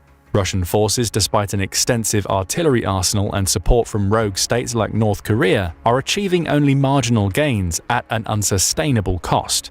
Their reliance on volume over tactical efficiency has not translated into decisive success, highlighting the inefficiencies and desperation underlying their military strategy. Amid these challenging dynamics, a beacon of support shines from Denmark. This Scandinavian ally has stepped up, ready to alter the course of events with significant artillery contributions. This move is not just a military aid package, it's a symbol of a shifting European foreign policy landscape that increasingly seeks to support Ukraine's staunch defense efforts. But how transformative could Denmark's involvement be, and what does this mean for the balance of power on the front lines? As Ukraine's defense minister Rustem Umerov advocates for more Western artillery and ammunition, Denmark's commitment could very well be a game-changer. Providing the much-needed artillery might not only alleviate Ukraine's shell hunger, but could also empower Ukrainian forces to reclaim momentum. This support from Denmark and other Western nations underscores a collective international commitment to Ukraine's sovereignty and resilience, setting the stage for a pivotal shift in the ongoing conflict. But how exactly is Denmark stepping up in this crucial hour? Before we explore their pivotal contributions, let's rewind to the events that set this commitment in motion. Just 2 days after the fall of Avdiivka, a bold announcement came from the north. Denmark pledged to donate all of its existing artillery units to Ukraine. Danish Prime Minister Mette Frederiksen broke sharply with Europe's cautious stance on arms support, criticizing the continent's hesitancy and highlighting the available resources. This is not only a question about production, because we have weapons, we have ammunition, we have air defenses that we don't have to use ourselves at the moment, that we should deliver to Ukraine. With this declaration, Denmark not only promised critical military support, but also challenged other nations to reassess their positions.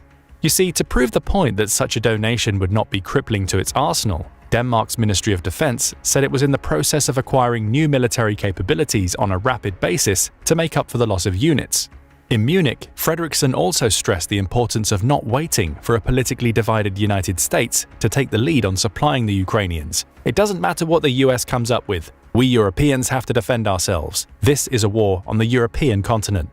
Frederiksen's remarks were the latest example of Denmark's evolving geopolitical strategy, and it's helpful to see Copenhagen's artillery donation in that light. Although Denmark was one of the founding members of the NATO alliance in 1949 and played a pivotal geostrategic role thanks to its control of the Baltic's western choke points, its overall level of security integration with the rest of Europe was not as well advanced. Until June 2022, Denmark was the only one of the European nation's 27 member states which did not participate in the latter's common security policy. Denmark did not take part in the EU defense discussions, nor get involved with the joint military missions. These opt-outs originated with Denmark's initial rejection of the Maastricht Treaty in a 1992 referendum. To secure Denmark's accession to the European Union, Copenhagen was granted a number of exceptions to the Maastricht Treaty through the Edinburgh Agreement. One of these involved defense issues. With these opt-outs in place, Danish voters agreed to join the EU on such terms in a second referendum the following year. This security opt-out policy was in tradition with Denmark's Cold War footing. Although it was a member of NATO, Denmark did not allow any foreign forces on its soil under the alliance's auspices. The Soviet Union was the dominant power in the Baltic and had troops in nearby Germany, troops which outnumbered the West's. Denmark wanted to place itself under America's nuclear umbrella, but did not otherwise want to risk upsetting the Soviet Union. Recent historical experience reminded Danish policymakers of the importance of this goal. British forces only barely prevented the Red Army from pushing on to Denmark when they captured the city of Lübeck in northern Germany on May 2, 1945, only hours before Soviet troops came into the area. The Soviet Union had also occupied the Danish island of Bornholm, which sits on strategic territory in the Baltic, since the previous year. Bornholm is an island roughly in the middle of the strait between Sweden's southern coast and Poland's northern one. A military presence there can cut off movement between east and west in the Baltic. Fortunately for the Danes on Bornholm, Stalin agreed to withdraw the Red Army from the island and did so in April 1946, thus making it a rare example of the Iron Curtain receding in the immediate post-World War II era. However, Stalin's move only came with the understanding that Denmark would not host foreign troops on its soil, even though it was in the West's sphere of influence. American and British policymakers quietly agreed about this, and the unspoken agreement held throughout the Cold War. After the Cold War ended, Denmark slackened on its defense spending. It last spent 2% of its GDP on defense in 1989 and fell to a low of 1.1% in 2015. But that's now starting to change too, as it further integrated itself with European and NATO security networks and gradually ended the policy of quasi-neutrality. Denmark also pledged that it would increase its defense spending and hit the 2% mark by 2033, although there will undoubtedly be many voices in the West that say this rate of increase is too slow. Either way, recent moves in Denmark suggest that its long period of relative military neutrality is coming to an end, and this policy shift has been sanctioned by Danish voters. On June 1, 2022, Denmark held a referendum that asked a simple question. Do you vote yes or no on Denmark being able to participate in the European defense and security cooperation by abolishing the EU defense opt-out? Amidst Russia's invasion of Ukraine, Danish voters chose yes by a margin of nearly 67 to 32%. The vote therefore ended Copenhagen's comparative military isolation from the rest of Europe. The result meant that Danish troops could participate in joint military operations under the EU's banner and have more of an influence in joint European defense policy. More importantly, the result of the referendum made it far easier for the Danish military to acquire weapons and equipment, which is one of the reasons why Copenhagen understands that it can donate all of its artillery to Ukraine. Russia reacted negatively to the news and stopped supplying natural gas to one of Denmark's power companies. Although this did not significantly affect Denmark's energy supply, the move was another demonstration of Russia's willingness to use coercive methods as a means of statecraft. These maneuvers on the part of Moscow likely only further convinced Danish voters that they had made the right decision. Even before the invasion, Denmark was signaling the beginning of its seismic shift in security policy. As Russia was gathering its forces along the Ukrainian border and an invasion seemed imminent, PM Frederiksen suggested that negotiations were ongoing with the United States on a new bilateral defense agreement that could station American troops and military equipment on Danish soil for the first time. Danish Defense Minister Morten Bødskov said any new agreement would be designed to give American forces better access to Europe.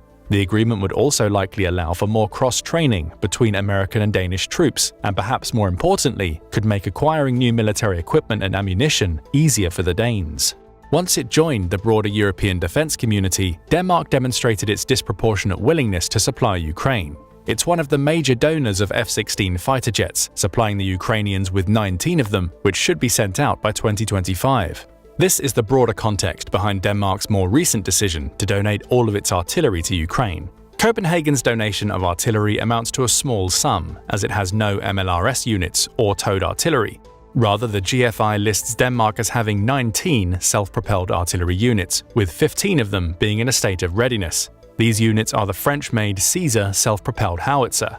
The Caesar entered service in 2008 and has an operational range of about 600 kilometers, with a crew between 3 and 5 operators. Each unit has a typical magazine of 36 shells. The Caesar fires NATO standard 155mm ammunition up to a range of 34 kilometers and up to 42 kilometers when using an extended range full-bore shell, ERFB.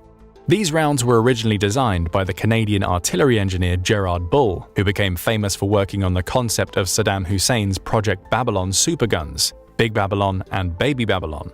Bull was assassinated in 1990, possibly by Israeli agents who did not want to see the Iraqis' superguns become a reality. Unlike standard rounds, these shells are longer and thinner. ERFB rounds have peculiar nubs around their midsections, which help to engage the rifling in the gun and stabilize the projectile in flight, although later ERFB rounds may not have these. ERFB rounds have significantly increased range compared to a standard shell, but at the cost of reduced accuracy. The decreased accuracy has meant that the ERFB round has not become a NATO standard, but the Caesar is nevertheless capable of firing it. The Caesar can increase its range even further, up to a range of 52 kilometers, when it uses rocket-assisted shells.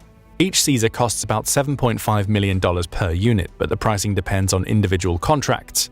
As an example, the acquisition of 52 Caesar howitzers was approved by the Czech Ministry of Defense on September 1, 2021, and the value of that contract is around $288 million. The Caesar has to this point performed well in the war. Correlation does not necessarily equal causation, but it may be more than coincidental that after Ukraine started to receive its Caesar guns, Russian artillery units began to suffer heavy losses. Its introduction, therefore, seems to have coincided with better Ukrainian counter-battery fire.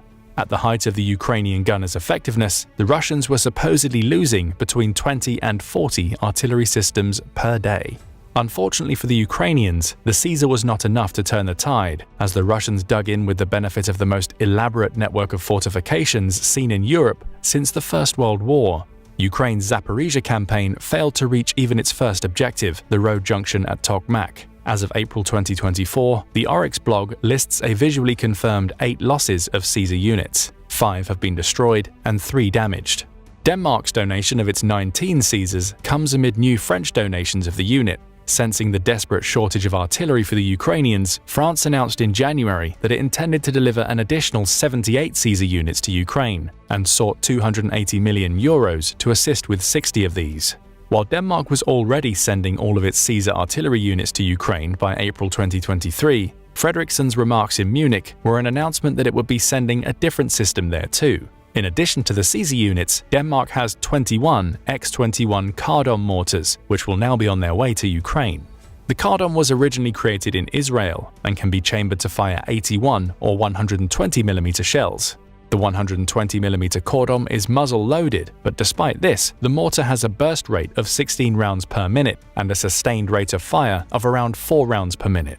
The Cardon operates on an autonomous recoil system and is controlled by computers, although it can be laid and targeted manually with its backup handles and optical sights if the computerized fire control is compromised. The Cardon has an effective range of about 7.2 kilometers.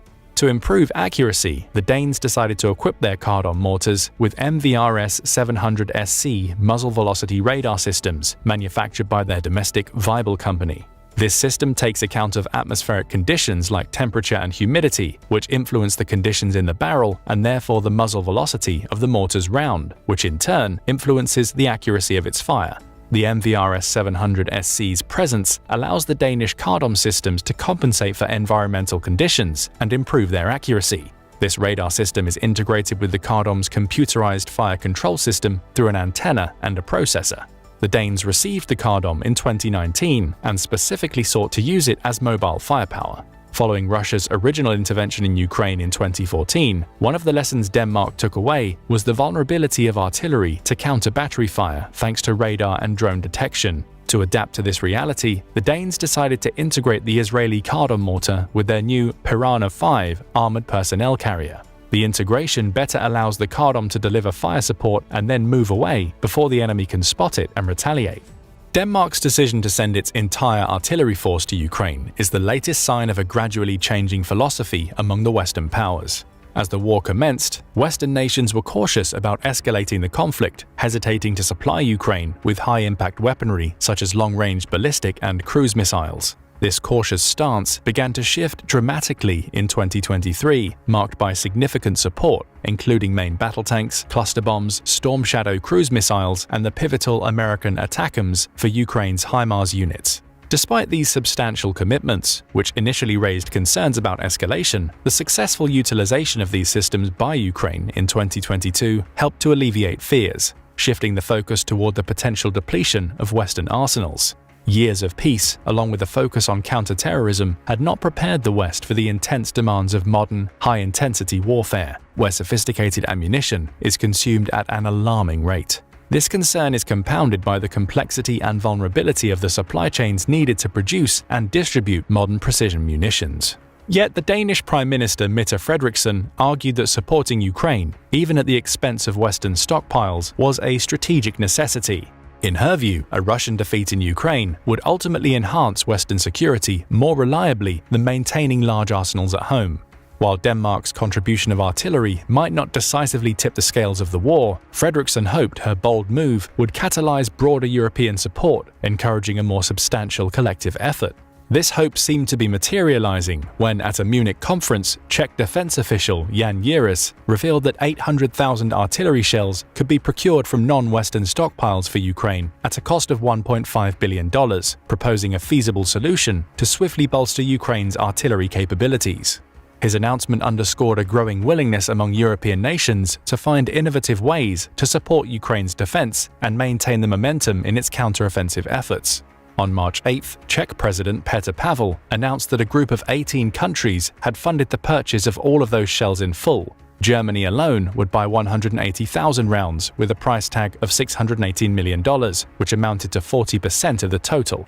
Denmark also participated in the financing alongside Belgium, the Netherlands, and Canada. The effort that Denmark contributed to resulted in the procurement of about 400,000 of the shells. At about the same time, the Czechs identified a further 700,000 idle artillery shells that could be purchased for $1.8 billion. Ukraine's Western allies, including Denmark, have agreed to purchase these also.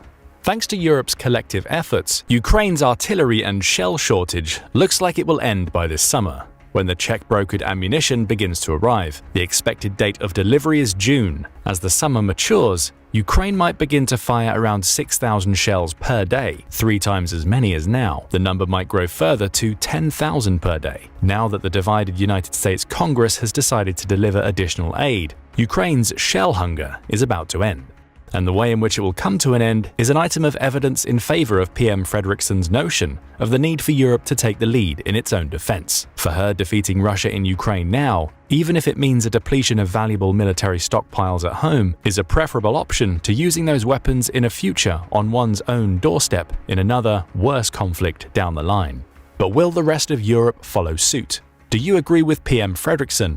Should Western countries send much more of their available arsenals to Ukraine? Is this the best way for Europe to secure itself from future Russian aggression? Don't forget to let us know in the comments. Also, make sure to hit the like and subscribe buttons to help the channel and for more military analysis from military experts. Now go and check out why Russia can't stop US weapons, or click this other video instead.